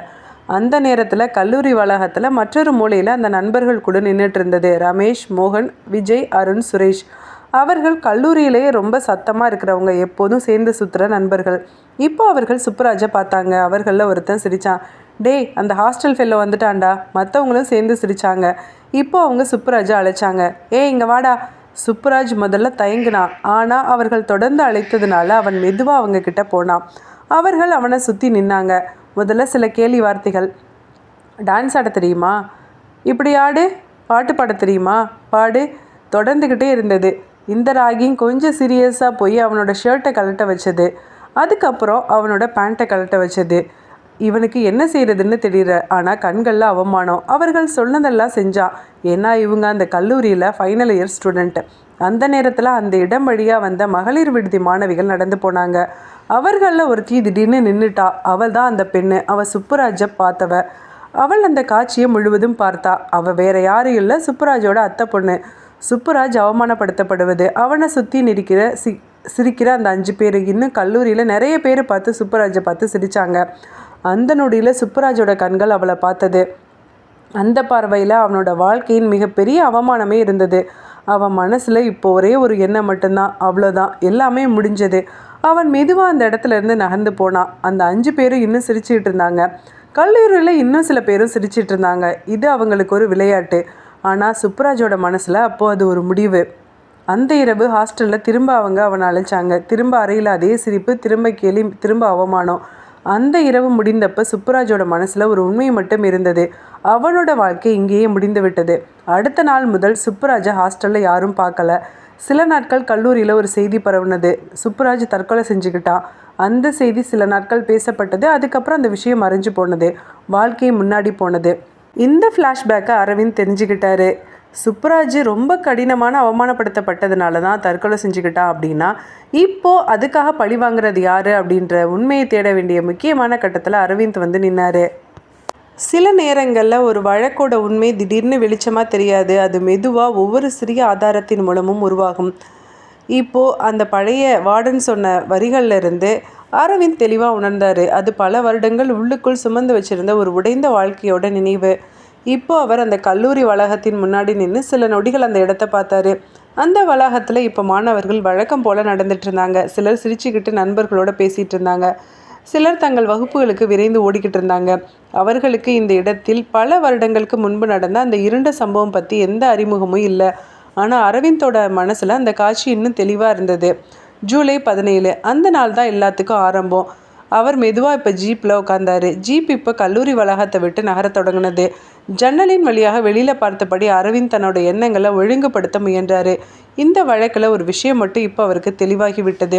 சுப்புராஜ் தற்கொலை செய்துக்கிட்டான் அப்படின்ற செய்தி உண்மையாக இருக்கிறதுக்கு வாய்ப்பு 50% இருக்குது, 50% இல்லை. அப்படின்னா இப்போ நடக்கிற இந்த கொலைகள் ஒரே மாதிரி திட்டமிடப்பட்டிருக்கு. அது திடீர்னு கோபத்தில் செய்த செயல் அல்ல. அதை பல வருடங்கள் மனசில் வச்சுருந்த ஒரு முடிவு. அந்த முடிவோட பின்னாடியில் இருக்கிற அந்த மனிதன் சுப்புராஜாவும் இருக்கலாம், வேற ஒருத்தராகவும் இருக்கலாம். இப்போ அவர் தன்னோட நோட்டு புத்தகத்தை எடுத்தார். அதில் அந்த நண்பர்கள் குழுவின் பெயர்களை இன்னும் இருந்தது. ரமேஷ், மோகன், விஜய், அருண், இந்த 4 பேர் இப்போ உயிரோடு இல்லை. மீதம் இருப்பது ஒரே ஒருத்தர், சுரேஷ். அந்த பெயரை பார்த்தப்ப அரவிந்தோட மனசில் ஒரு உண்மை மின்னது. கொலைகாரன் தன்னோட அழுத்த இலக்குகளை ஒவ்வொன்றா தேர்ந்தெடுத்துட்டு இருக்கான். அந்த டீமில் இருந்த 5 பேரும் அவனோட நினைவில் இருந்தவங்க. அதாவது அந்த பட்டியலில் இருக்கிற கடைசி மனிதன் தான் அடுத்த இலக்கு, சுரேஷ். இப்போ அவர் உடனே தன்னோட உதவி அதிகாரியை அழைச்சாரு. சுரேஷ் எங்கே இருக்காருன்னு கண்டுபிடிச்சிட்டிங்களா? சார், அதுதான் சார் கொஞ்சம் கஷ்டமாக இருக்குது. அவர் எந்த இடத்துலையும் ப்ராப்பராக அட்ரஸை விட்டுட்டு போகல சார். பழைய முகவரிக்கு போனால் அவங்க ஒரு அட்ரஸ் சொல்கிறாங்க, அதுலேயும் ப்ராப்பராக இல்லை சார். அவரை உடனே சந்திக்கணும். சீக்கிரமாக அவரோட அட்ரஸை நீங்கள் ட்ரேஸ் அவுட் பண்ணுங்கள். ஏன்னா கொலைகாரன் இப்போது அவனை தேடி வந்தால் அதை தடுக்கிற ஒரே வழி அவரை முன்னாடியே நம்ம காப்பாற்றி எச்சரிக்கை பண்ணுறது. அதே நேரத்தில் நகரத்தின் மற்றொரு பகுதியில் சுரேஷ் தன்னோட கடையை மூடி வீட்டுக்கு திரும்பிக்கிட்டு இருந்தான். அந்த நாள் அவனோட மனசில் ஒரு விசித்திரமான அமைதி இல்லை. சில நாட்களாக நடந்த சம்பவங்கள் அவனை அமைதியாக இருக்க விடவில்லை. ரமேஷ், மோகன், விஜய், அருண், இந்த 4 பேரும் அவனுடைய பழைய நண்பர்கள். கல்லூரியில் ஒரே டீமாக இருந்தவங்க. அந்த நினைவுகள் அவனுக்கு சில நேரங்களில் மகிழ்ச்சியை கொடுத்தாலும் இப்போ அது எல்லாமே ஒரு பயமாக மாறி இருந்தது. அவங்க இறந்து போன விஷயத்தை கேள்விப்பட்டான். நியூஸ் பேப்பரில் பார்த்துருந்தான். அவன் மெதுவாக தன்னோட வீட்டோட கதவை திறந்தான்.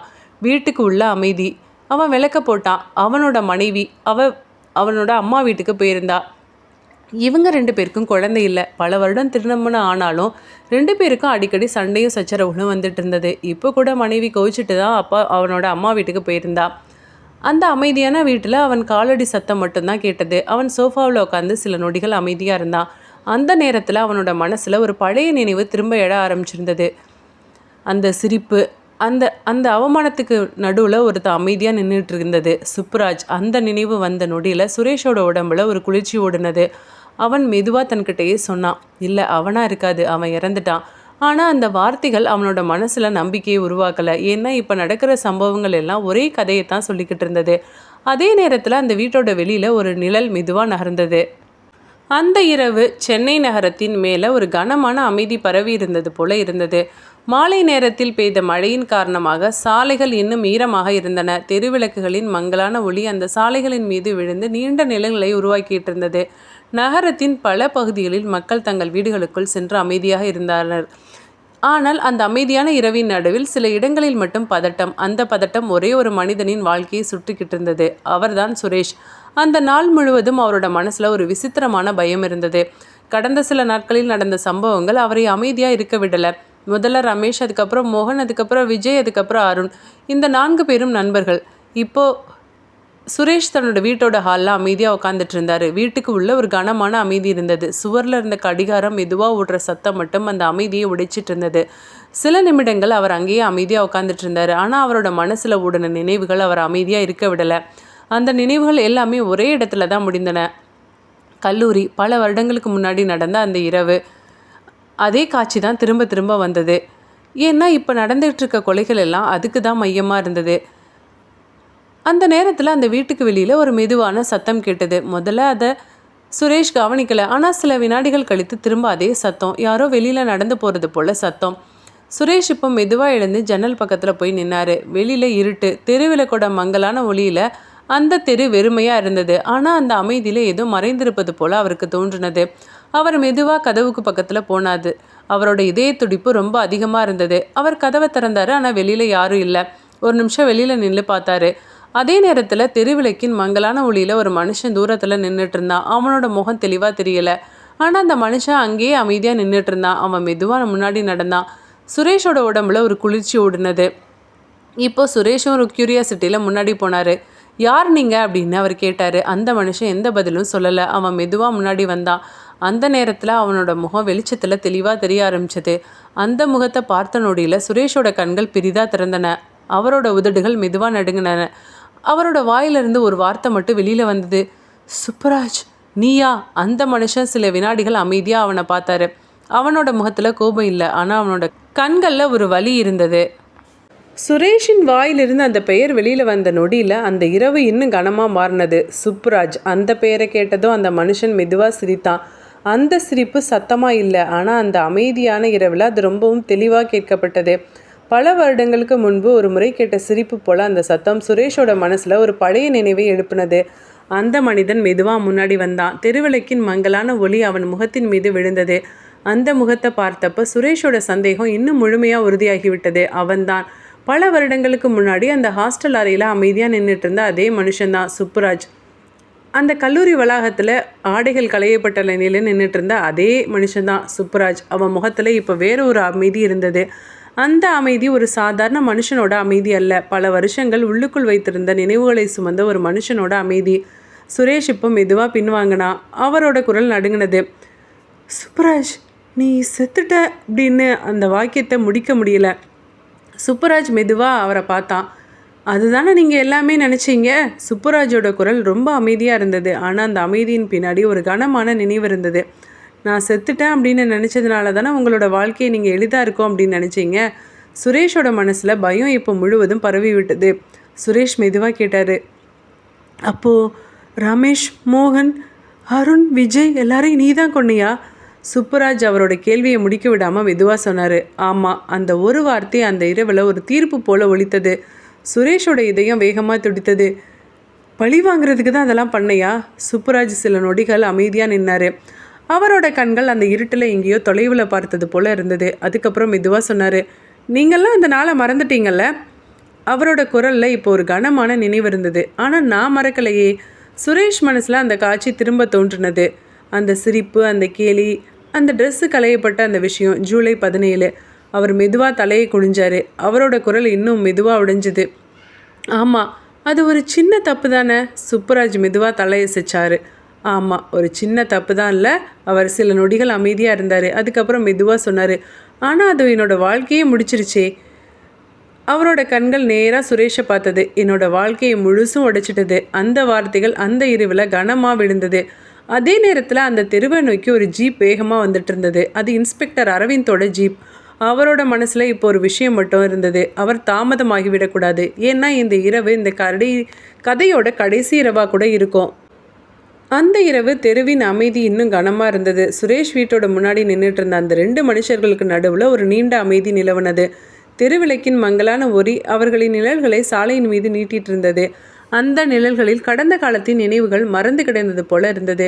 சுப்புராஜ் அமைதியாக நின்றுட்டு இருந்தார். அவரோட முகத்தில் எந்த பதட்டமும் இல்லை. பல வருடங்கள் மனசில் சுமந்து வச்சுருந்த நினைவுகள் இப்போ அவரோட கண்களில் இருந்தது. அந்த நினைவுகள் ஒரு வலியாக இருந்தது, ஆழமான வேதனையாக இருந்தது. சுரேஷ் இன்னும் அவரை பார்த்துக்கிட்டே நின்னார். அவர் மனசில் பயம் மட்டும் இல்லை, இன்னும் குற்ற உணர்வு இருந்தது. பல வருஷங்களுக்கு முன்னாடி நடந்த அந்த சம்பவம் அப்போ அவர்களுக்கு ஒரு சின்ன கேலி மாதிரி தான் தோன்றினது. ஆனால் இப்போது அந்த நினைவு அவரோட மனசில் ஒரு கனமான கல்லை போல இருந்தது. அதே நேரத்தில் தூரத்தில் ஜீப்போட சத்தம் கேட்டது. அந்த சத்தம் அந்த இரவின் அமைதியை மெதுவாக உடைத்தது. சில வினாடிகளில் அந்த ஜீப் அந்த வீட்டுக்கு முன்னாடி வந்து நின்னது. ஜீப்பில் இருந்து இறங்கினவர் இன்ஸ்பெக்டர் அரவிந்த் தான். அவர் அந்த காட்சியை பார்த்த நொடியில் நிலைமை அவருக்கு தெளிவாகிவிட்டது. சுரேஷ், அவர் முன்னாடி நின்றுட்டு இருந்த மனுஷன். அந்த முகத்தை பார்த்த நொடியில் அரவிந்தோட மனசில் இருந்த சந்தேகம் இப்போ உறுதியானது. சுப்புராஜ் இதில் நின்றுக்கிட்டு இருக்கிறது சுப்புராஜ் தான். இப்போ அவர் மெதுவாக முன்னாடி நடந்தது. சுப்புராஜ், அந்த பெயரை அவர் அமைதியாக சொன்னார். சுப்புராஜ் மெதுவாக திரும்பி அவரை பார்த்தாரு. அவரோட முகத்தில் ஒரு சின்ன சிரிப்பு தோன்றினது. கடைசியில் நீங்கள் என்னை கண்டுபிடிச்சிட்டீங்களே இன்ஸ்பெக்டர். அவரோட குரலில் எந்த கோபமும் இல்லை. அது ஒரு உண்மை சொல்லும் மனிதனின் குரல் போல இருந்தது. அரவிந்த் சில நொடிகள் அமைதியாக சுப்புராஜை பார்த்தாரு. ஆமாம் சுப்புராஜ், நான் உன்னை கண்டுபிடிச்சிட்டேன். அது மட்டும் இல்லை, நான் ஒரு உண்மையும் புரிஞ்சு கொள்ளணும்னு தான் நினச்சேன். அந்த வார்த்தைகளை கேட்ட சுப்புராஜ் சில நொடிகள் அமைதியாக இருந்தார்.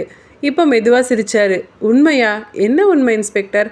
அவர் அந்த வார்த்தையை மெதுவாக திரும்ப சொன்னார். உண்மைனா உங்களுக்கு என்னென்னு தெரியுமா இன்ஸ்பெக்டர்? அவர் மெதுவாக சுரேஷை நோக்கி பார்த்தாரு. அந்த இரவு இவங்க எல்லாரும் என்னை எவ்வளோ அவமானப்படுத்தினாங்கன்னு தெரியுமா? சுப்புராஜோட குரல் மெதுவாக மாறினது. அந்த சிரிப்பில் நான் மட்டும் இல்லை. அவரோட கண்கள் தூரத்தில் ஏதோ ஒன்றை நினைத்தது போல இருந்தது. அந்த நாளைக்கு பின்னாடி நான் அந்த உலகத்திலேயே இல்லை. சுப்புராஜ் மெதுவாக சொன்னார். நான் உயிரோடு இருந்தேன், ஆனால் நான் வாழலை. அந்த வார்த்தைகள் அந்த இரவின் கனமாக விழுந்தது. அரவிந்த் அமைதியாக அவனை பார்த்தாரு. அந்த பழிவாங்களுக்கு தான் நீ 4 கொலை செஞ்சியா சுப்புராஜ்? சுப்புராஜ் மெதுவாக தலையசைச்சார். ஆமாம், இவங்கெல்லாம் அந்த நாளை மறந்துட்டாங்க, ஆனால் நான் மறக்கலையே. மெதுவாக சொன்னார் சுப்புராஜ். என்னோட வாழ்க்கை முடிஞ்ச நாள் ஜூலை 17. அந்த வார்த்தைகள் அந்த இரவில் ஒரு தீர்ப்பு போல ஒலித்தது. இப்பொழுது அந்த இரவு அந்த தெருவின் மேல் ஒரு கனமான அமைதி பரவி இருந்தது. தெருவிளக்கின் மங்கலான மஞ்சள் ஒளி அந்த 3 மனிதர்களின் நிழல்களை சாலையின் மீது நீட்டிக்கிட்டு இருந்தது. காற்று மெதுவாக வீசினது. அந்த காற்றுல மழை வாசனை இருந்தது. ஆனால் அந்த அமைதியின் நடுவில் ஒரு பதட்டம் இருந்தது. அந்த பதட்டம் பல வருடங்களாக சொல்லப்படாமல் இருந்த ஒரு கதையின் முடிவை நோக்கி நகர்ந்துட்டு இருந்தது. சுப்புராஜ் அங்கே அமைதியாக நின்றுட்டு இருந்தார். அவரோட கண்கள் சுரேஷை நோக்கி இருந்தது. அந்த பார்வையில் கோபம் இல்லை, ஆனால் அந்த பார்வையில் மறக்க முடியாத நினைவு இருந்தது. இப்போ அந்த மனிதன் தான் இப்போ நின்றுட்டு இருந்தான். சுரேஷ் அந்த பார்வையை தாங்க முடியாமல் தலையை கீழே குனிஞ்சிட்டு இருந்தார். அவரோட இதயம் வேகமாக துடிச்சிட்டு இருந்தது. அவரோட மனசில் அந்த பழைய காட்சி திரும்ப தோன்றினது. இப்போ அவர் மெதுவாக தலையை தூக்கி சுப்புராஜை பார்த்தாரு. சுரேஷோட குரல் நடுங்கினது. சுப்புராஜ், நாங்கள் உன்னை அவமானப்படுத்தணும்னு நாங்கள் நினைக்கல. அவர் அந்த வார்த்தைகளை சொல்ல முயன்றாரு. நாங்கள் அப்படி செய்யணும்னு நினைக்கவே இல்லை. அவரோட குரலில் உண்மையான பயமும் வருத்தமும் இருந்தது. சுப்புராஜ் சில நொடிகள் அமைதியாக சுரேஷை பார்த்தாரு. அவரோட முகத்தில் எந்த மாற்றமும் இல்லை. ஆனால் அவரோட கண்களில் ஒரு ஆழமான சோர்வு இருந்தது. நீங்கள் எதுவுமே நினைக்கல, சுப்புராஜ் மெதுவாக சொன்னார். ஆனால் அதுதான் உண்மை. மெதுவாக சிரித்தார் சுப்புராஜ். அந்த இரவு உங்களுக்கு ஒரு சின்ன விஷயந்தான் அது. அவரோட குரல் இப்போ மெதுவாக உடைஞ்சது. ஆனால் அது என்னோட வாழ்க்கை. அந்த வார்த்தைகள் அந்த இரவில் கனமாக விழுந்தது. இன்ஸ்பெக்டர் அரவிந்த் அந்த காட்சியை அமைதியாக பார்த்துட்டு இருந்தார். துப்பாக்கிக்கான வேலை இன்னும் வரல அப்படின்னு அவருக்கு தெரியும். உண்மையை சுப்புராஜ் அவரோட வாயின் வழியாக சொன்னாதான் அவருக்கு இருக்கிற அந்த பழி உணர்வு தீரும் அப்படின்னு அரவிந்த் நம்பினார். பல கொலைகளுக்கு பின்னாடி இருந்த கோபத்தையும் பார்த்துருந்தாரு. ஆனால் இந்த இரவில் அவர் பார்த்தது வேறு ஒன்றா இருந்தது. இது வெறும் பழி மட்டும் இல்லை, இது ஒரு மனுஷனோட உடைஞ்ச வாழ்க்கையோட கதை. அவர் மெதுவாக முன்னாடி நடந்தார். சுப்புராஜ் அப்படின்னு கூப்பிட அவர் அமைதியாக சொன்னார். சுப்புராஜ் திரும்பி அவரை பார்த்தாரு. அரவிந்த் சில வினாடிகள் அமைதியாக இருந்தார். அதுக்கப்புறம் மெதுவாக பேச ஆரம்பித்தார். சுப்புராஜ், அதுக்காக நீ பண்ணதெல்லாம் தப்பு தானே சுப்புராஜ்? அவரோட குரலில் குற்றச்சாட்டு இல்லை, ஆனால் இது தீர்ப்பு கிடையாதுல்ல சுப்புராஜ்? சுப்புராஜ் சில நொடிகள் அமைதியாக இருந்தான். அவரோட கண்கள் இருட்டில் எங்கேயோ தொலைவில் பார்த்தது போல இருந்து. தீர்வு? அவர் மெதுவாக அந்த வார்த்தையை திரும்ப சொன்னார். அவர் திரும்ப மெதுவாக தலையசைச்சார். இந்த உலகத்தில் சில விஷயங்களுக்கு தீர்வு இருக்காது இன்ஸ்பெக்டர். அவர் மெதுவாக சுரேஷை நோக்கி பார்த்தாரு. சில நினைவுகள் மட்டும் காயமாக இருக்கும். அந்த குரல் மெதுவாக இருந்தாலும் அந்த வார்த்தைகள் ரொம்ப கனமாக இருந்தது. என்னால் அந்த நாளை மறக்க முடியலையே இன்ஸ்பெக்டர், அவர் மெதுவாக சொன்னார். அந்த இரவு முடிந்த பின்னாடி நான் உயிரோடு இருந்தேன், ஆனால் நான் வாழலை. சுரேஷோட கண்களில் கண்ணீர் வந்தது. மெதுவாக சொன்னார் சுரேஷ். சுப்புராஜ், என்னை மன்னிச்சிட்டு சுப்புராஜ். அந்த வார்த்தை உண்மையாக கேட்டது போல தான் இருந்தது. ஆனால் அந்த இரவில் அது மிகவும் கனமாக ஒலித்தது. சுப்புராஜ் அந்த வார்த்தையை கேட்டப்ப சில நொடிகள் அமைதியாக நின்னார். அவரோட கண்களில் ஒரு சின்ன மாற்றம் தோன்றினது. பல வருடங்களுக்கு பின்னாடி அந்த வார்த்தையை அவர் முதலாக கேட்டார். ஆனால் அந்த வார்த்தை இப்போ ரொம்ப தாமதமாக வந்திருந்தது. இப்போ மெதுவாக திரும்பி இருட்டை நோக்கி பார்த்தாரு. சில வார்த்தைகள் அப்படின்னு மெதுவாக சொன்னார். இந்த வார்த்தைகள்லாம் சில வருடங்கள் இல்லை, பல வருடங்களுக்கு முன்னாடியே நடந்திருக்கணும். அவரோட குரலில் இப்போ ஒரு சோர்வு மட்டும் இருந்தது. அந்த இரவு அந்த நீண்ட கதையின் முடிவை நோக்கி நகர்ந்துட்டு இருந்தது. சுப்புராஜ் இப்போ மெதுவாக தலையை குனிஞ்சார். அவரோட குரல் இப்போ ரொம்ப அமைதியாக இருந்தது. நான் உங்களையெல்லாம் கொன்னதுக்கு காரணம் பழி இல்லை. அந்த வார்த்தையை கேட்டதும் அரவிந்த் இன்னும் கவனமாக சுப்புராஜை பார்த்தாரு. சுப்புராஜ் மெதுவாக தொடர்ந்தார். என்னால் அந்த நாளை மறக்க முடியல. அவரோட குரலில் இப்போ ஒரு ஆழமான சோர்வு இருந்தது. நான் எவ்வளோ முயற்சி பண்ணாலும் என்னோட நினைப்பு போகலை. நான் அந்த இரவிலேயே இறந்திருக்கணும். அந்த வார்த்தைகள் அந்த இரவில் ரொம்ப கனமாக ஒலிச்சது. அரவிந்த் அமைதியாக சுப்புராஜ் அடுத்து என்ன சொல்ல போகிறாருன்னு பார்த்தாரு. ஆனால் நீங்கள்லாம் இன்னும் உயிரோடு இருக்கீங்கல்ல? சுப்புராஜ் மெதுவாக தலையசைச்சார். நீங்கள் உயிரோடு இருக்கீங்க, ஆனால் அந்த இரவுக்கு பின்னாடி நான் வாழவே இல்லை. சில வினாடிகள் அமைதி இருந்தது. சில நொடிகள் அமைதியாக இருந்தாங்க. யாரும் பேசலை. அந்த அமைதியை உடைச்சது சுப்புராஜ் தான். இப்போது சுப்புராஜ் மெதுவாக அரவிந்தை பார்த்தாரு. இன்ஸ்பெக்டர், உங்களுக்கு அந்த இரவு நினைவில்லையா? அரவிந்த் கொஞ்சம் குழப்பமாக சுப்புராஜை பார்த்தாரு. எந்த இரவு? சுப்புராஜ் மெதுவாக சிரித்தார். அந்த குரல் அமைதியாக இருந்தது.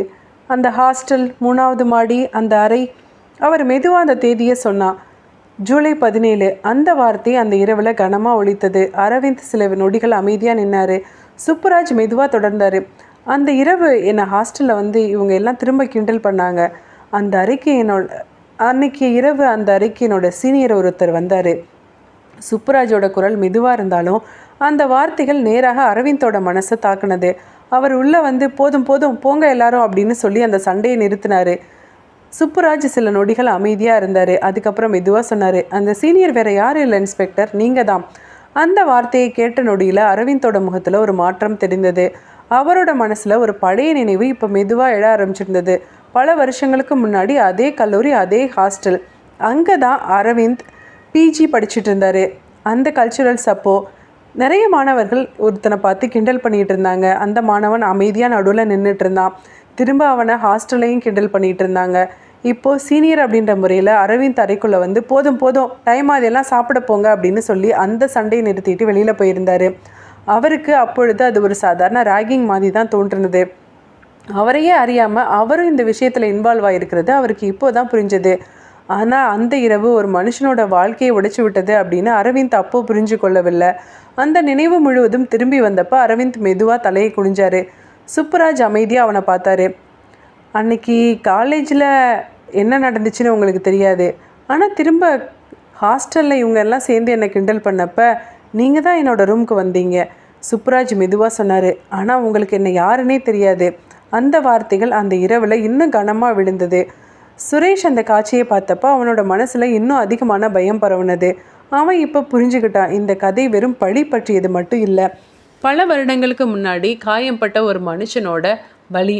அந்த நேரத்தில் அரவிந்த் மெதுவாக தலையை தூக்கி சுப்புராஜை பார்த்தாரு. அவரோட குரல் ரொம்ப அமைதியாக இருந்தது. சுப்புராஜ், எனக்கு அந்த இரவை பற்றி எனக்கு ஒன்றுமே தெரியல, நான் மறந்துட்டேன். இப்போ நீ சொல்கிறப்ப தான் அந்த கேஸில் நானும் இன்வால்வ் ஆகியிருக்கேன் அப்படின்றதே தெரியுது. எனக்கு அந்த கல்ச்சுரல்ஸில் என்ன நடந்தது அப்படின்னு எனக்கு தெரியாது.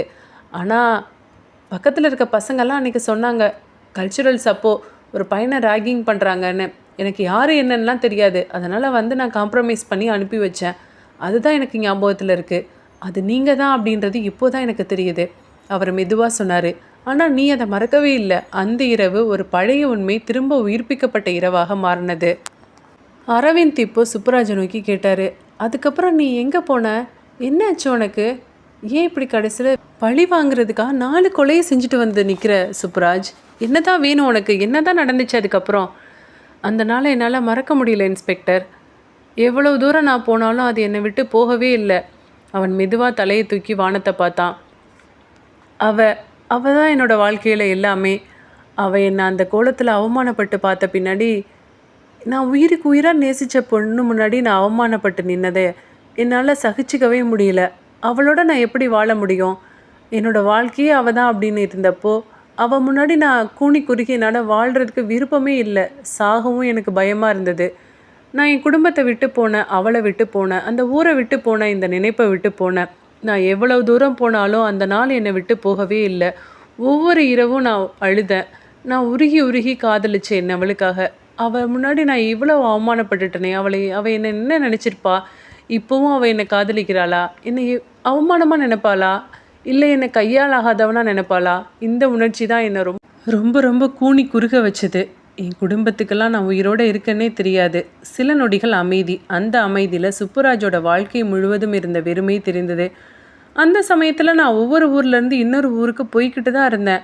சுப்புராஜ் மெதுவாக சிரித்தார். எனக்கு தான் யாரும் இல்லையே. அவன் கண்களை மூடினார். ஆனால் அந்த நினைவு மட்டும் என்னை விட்டு போகவே இல்லை. சுப்புராஜோட குரல் இப்போ மெதுவாக உடைஞ்சது. ஒவ்வொரு நாளும் அந்த நாள் எனக்கு நினைவுக்கு வந்தது. ஒவ்வொரு நாளும் அவளை நினச்சி நான் உருகிறப்போ அந்த அவமானப்பட்ட நாளும் சேர்ந்தே வந்தது. சுப்புராஜ் மெதுவாக அந்த என்ன திரும்ப சொன்னார். ஜூலை 17. அந்த இரவில் திரும்ப கனமாக ஒழிச்சது. சுரேஷ் அந்த காட்சியை பார்த்தப்போ அவரோட மனசில் ஒரு பெரிய குற்ற உணர்வு எழ ஆரம்பிச்சிருந்தது. சுரேஷ் இப்போ மானசீகமாக சொன்னார், மன்னிச்சிடு சுப்புராஜ். அந்த வார்த்தை மிகவும் மெதுவாக இருந்தது. ஆனால் அந்த இரவில் அது மிகவும் கனமாக ஒலித்தது.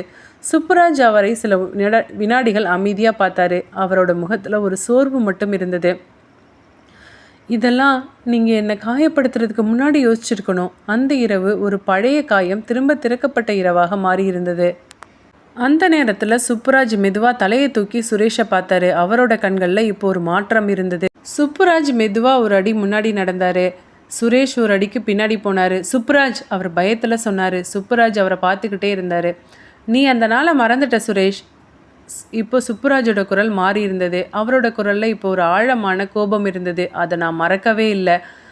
அந்த நேரத்தில் சுரேஷோட மனசில் ஒரு பயம் எழ ஆரம்பிச்சிருந்தது. புரிஞ்சுக்கிட்டாரு, இந்த மனுஷன் இங்கே வந்ததுக்கு காரணம் பழைய நினைவுகளை பேசுவதுக்காக மட்டும் இல்லை. சுரேஷ் மெதுவாக திரும்பி ஓட முயன்றார். அந்த நொடியில் சுப்புராஜ் வேகமாக அவனை பிடிச்சாரு. 2 பேருக்கும் நடுவில் ஒரு திடீர் போராட்டம் ஆரம்பிச்சிருந்தது. அந்த இரவு அந்த தெருவோட அமைதியை அந்த சத்தம் உடைத்தது. அந்த நேரத்தில் ஒரு குரல் அந்த இரவின் அமைதியை கிழிச்சது. சுப்புராஜ், அங்கேயே நில்லு. 2 பேரும் இப்போ தான் திரும்பி பார்த்தாங்க.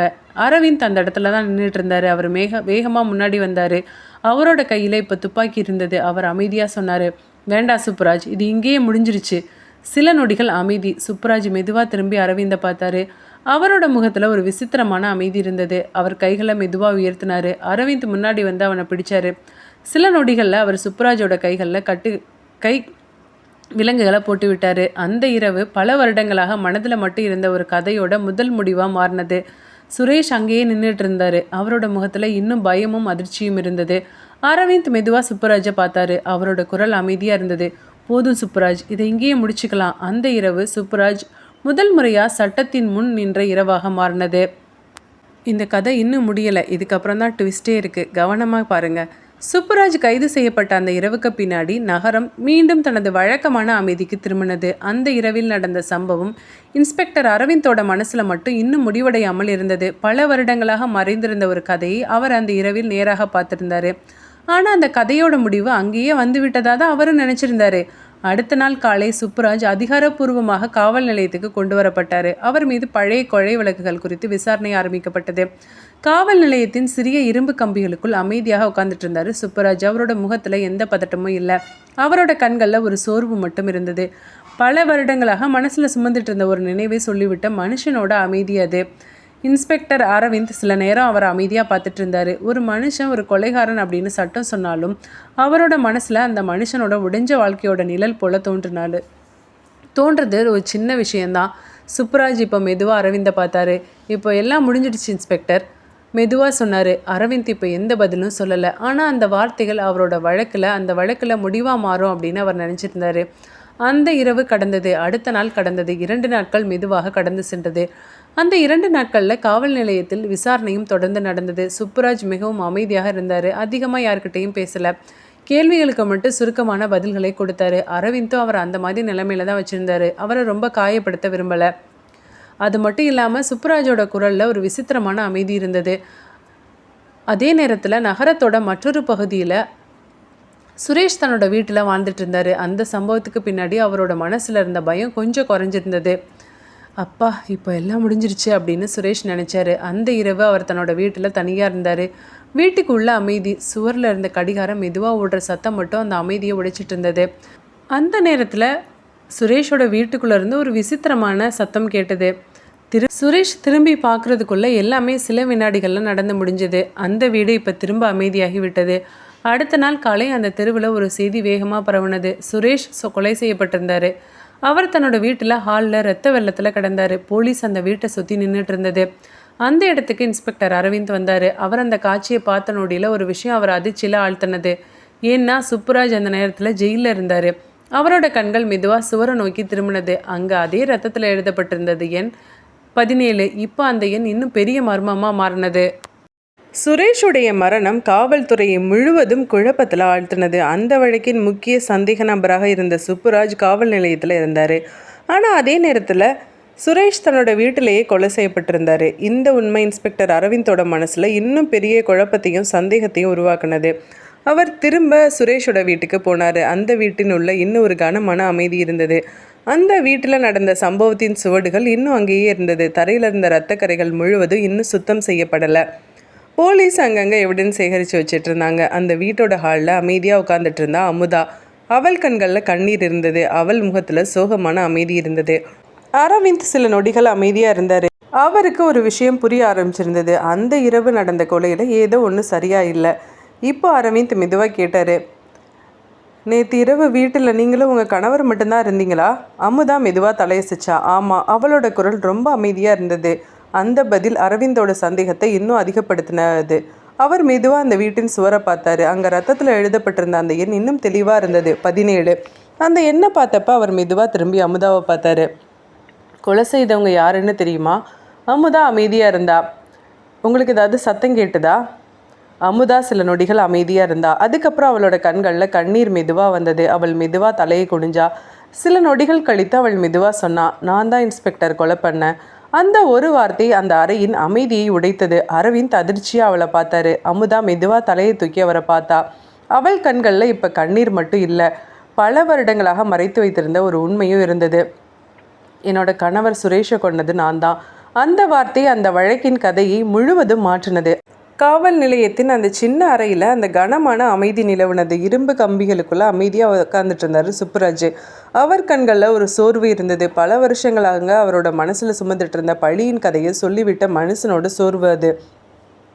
அதே நேரத்தில் காவல் நிலையத்தின் கதவு மெதுவாக திறந்தது. உள்ளே வந்தவர் இன்ஸ்பெக்டர் அரவிந்த். அவரோட ஒரு பெண் வந்தா. வேற யாரும் இல்லை, அமுதா தான். அவளை பார்த்த நொடியில் சுப்புராஜோட கண்கள் விரிந்தது. அமுதா அப்படின்னு கத்துனாரு சுப்புராஜ். பல வருடங்களுக்கு முன்னாடி அவரோட வாழ்க்கையில் ரொம்ப முக்கியமான மனுஷி இந்த அமுதா தான். அமுதா கண்களில் நீரோட சுப்புராஜை அமைதியாக பார்த்தா. அவள் கண்களில் கண்ணீர் இருந்தது. அந்த கண்ணீர் பல வருடங்களாக அவளோட மனசில் அடைத்து வைத்திருந்த உணர்ச்சியின் வெளிப்பாடு. சுப்புராஜ், நீ நல்லா இருக்கியா? உயிரோடு தான் இருக்கியா? அவள் இப்போ ஒரு மாதிரி உணர்ச்சி வசப்பட்டு கேட்டா. அந்த வார்த்தையை கேட்ட நொடியில் சுப்புராஜோட மனசு உடைந்தது. அவர் மெதுவாக தலையை குனிஞ்சார். சில நொடிகள் அந்த அறையில் முழு அமைதி. அந்த அமைதியை முதல்ல உடைச்சது அமுதா தான். சுப்புராஜ், நீ அந்த நாளுக்கு பின்னாடி காணாமல் போனப்போ எல்லாரும் சொன்னாங்க நீ எங்கேயோ போய் செத்து போயிட்டேன்னு. இப்போ அதை சொல்கிறப்ப அமுதாவோட கண்களில் கண்ணீர் வடிந்தது. என்னால் அதை நம்பவே முடியல சுப்புராஜ். சுப்புராஜ் அமைதியாக அவளை பார்த்துட்டு இருந்தாரு. அமுதா மெதுவாக தொடர்ந்தா. அந்த கல்லூரியில் அன்னைக்கு நடந்ததை நான் முழுசும் பார்த்தேன் சுப்புராஜ். அவள் குரலில் இப்போ இன்னும் பழைய வேதனை கூடியிருந்தது. அந்த 5 பேரும் ஒன்று அவமானப்படுத்தினதை நான் பார்த்தேன். அந்த நாள்லேருந்து என்னால் அமைதியாக வாழ முடியல. நீ செத்துட்டேன்னு சொன்னது எனக்கு இந்த உலகமே இருண்டது போல் இருந்தது. அப்போ தான் நான் முடிவு பண்ணேன். அவள் மெதுவாக சொன்னான், அவங்கள எப்படியாவது பழி வாங்கணும்னு. நான் நினச்சிக்கிட்டு இருக்கிறப்பயே இந்த சுரேஷ் நான் கல்லூரியில் படிக்கிறப்பயே என்னை காதலிக்கிறேன்னு வந்து சொன்னான். இதுதான் சரியான சந்தர்ப்பம் அப்படின்னு அவனை காதலித்து அவனையே கல்யாணம் பண்ணிக்கிட்டேன். ஆனால் நான் அவனோட சந்தோஷமாக வாழலை. ஒவ்வொரு நாளும் அவனுக்கு நரகத்தை காட்டினேன். கல்யாணம் பண்ணி அவன் சந்தோஷமாக இருக்கணும்னு நினச்சான். ஆனால் கல்யாணம் பண்ண நாள்லேருந்து அவனுக்கு வேதனை தான். அமுதா மெதுவாக தலையசிச்சா. ஆமாம், அந்த 5 பேரில் அவன் ஒருத்தன். இப்போ அவளோட குரல் ரொம்ப அமைதியாக இருந்தது. அவன் கூட இருந்தே அவனை கொஞ்சம் கொஞ்சமாக சித்திரவதை பண்ணணும்னு நினச்சேன். அதனால தான் நான் அவனை கல்யாணம் பண்ணிக்கிட்டேன். இப்போ அவளோட குரல் உடைஞ்சது. அவன் என்னை காதலிச்சான், ஆனால் நான் அவனை வெறுத்தேன். அவன் என்னோடய வாழ்க்கையிலே மிக மிக மோசமான ஒரு எதிரி. அவள் சில நொடிகள் அமைதியாக இருந்தா. அதுக்கப்புறம் சுப்புராஜை பார்த்தா. மற்றவங்களாம் இறந்து போனது எனக்கு இப்போ தான் தெரியும் சுப்புராஜ். எனக்கு அப்போ தான் குழப்பம் வந்தது. ஒருவேளை நீ உயிரோடு இருப்பையோ அப்படின்ற சந்தேகமும் வந்தது. அதுக்கப்புறம் உன்னை அரெஸ்ட் பண்ண பின்னாடி தான் நம்ம உயிரோடு இருக்க அப்படின்ற விஷயமே எனக்கு தெரிஞ்சுது.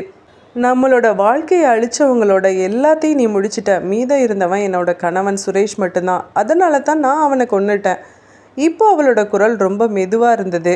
அந்த நேரத்தில் அவளோட மனசு ஒரு சாந்தி அடைஞ்சது போல் இருந்தது. கண்களில் ஒரு விசித்திரமான அமைதி இருந்தது. இப்போது அமுதா மெதுவாக தலையை குனிஞ்சா. அந்த வார்த்தைகள் அந்த அறையின் அமைதியை முழுவதும் உடைத்தது. அந்த அறையில் 3 மனிதர்கள் அமைதியாக நின்றுட்டு இருந்தாங்க. ஆமாம், ஒரு நாள் 2 பேரோட வாழ்க்கை ஒரு அவமானம் முடிந்தது. அந்த நாள் ஜூலை 17. அதுக்கு பழியாக இப்போ 5 பேர் இறந்துட்டாங்க. காலம் மெதுவாக நகர்ந்தது. அந்த சம்பவத்துக்கு பிறகு நீதிமன்ற விசாரணை நடந்தது.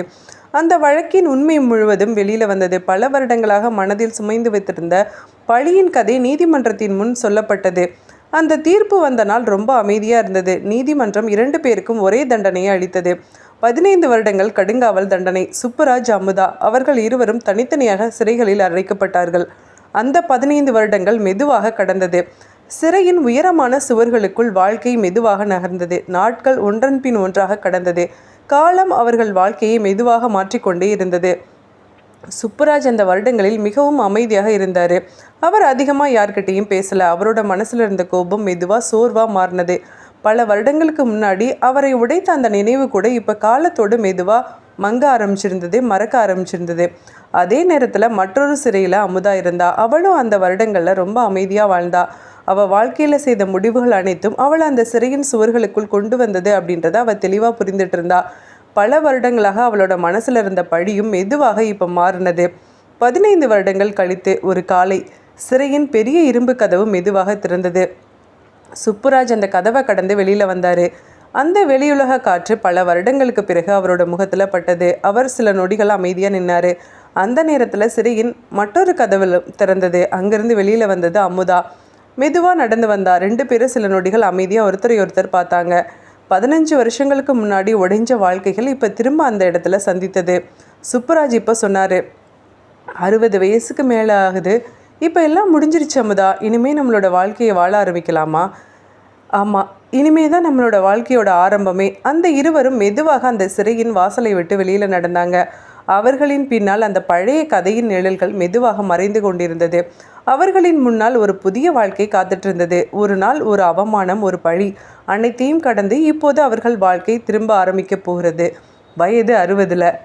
ஓகே வியூவர்ஸ், இந்த நாவலை நான் இங்கேயே முடிச்சுக்கிறேன். இந்த நாவல் எப்படி இருந்தது அப்படின்னு கமெண்ட் செக்ஷனில் சொல்லுங்கள். இந்த மாதிரி சூப்பரான இன்ட்ரெஸ்டிங்கான க்ரைம் த்ரில்லர் நாவல் நம்ம சேனலில் நிறைய அப்டேட் வந்துக்கிட்டே இருக்குது. என்னோடய சேனலை மறக்காமல் சப்ஸ்கிரைப் பண்ணி எனக்கு சப்போர்ட் பண்ணுங்கள். என்னோடய சேனலில் போடுற எல்லா நாவல்ஸுமே என்னோடய ஓன் க்ரியேஷன் நாவல் தான். ஸோ மறக்காமல் அடுத்து என்ன மாதிரி நாவல்ஸ் வேணும்னு கமெண்ட்ஸில் சொல்லுங்கள்.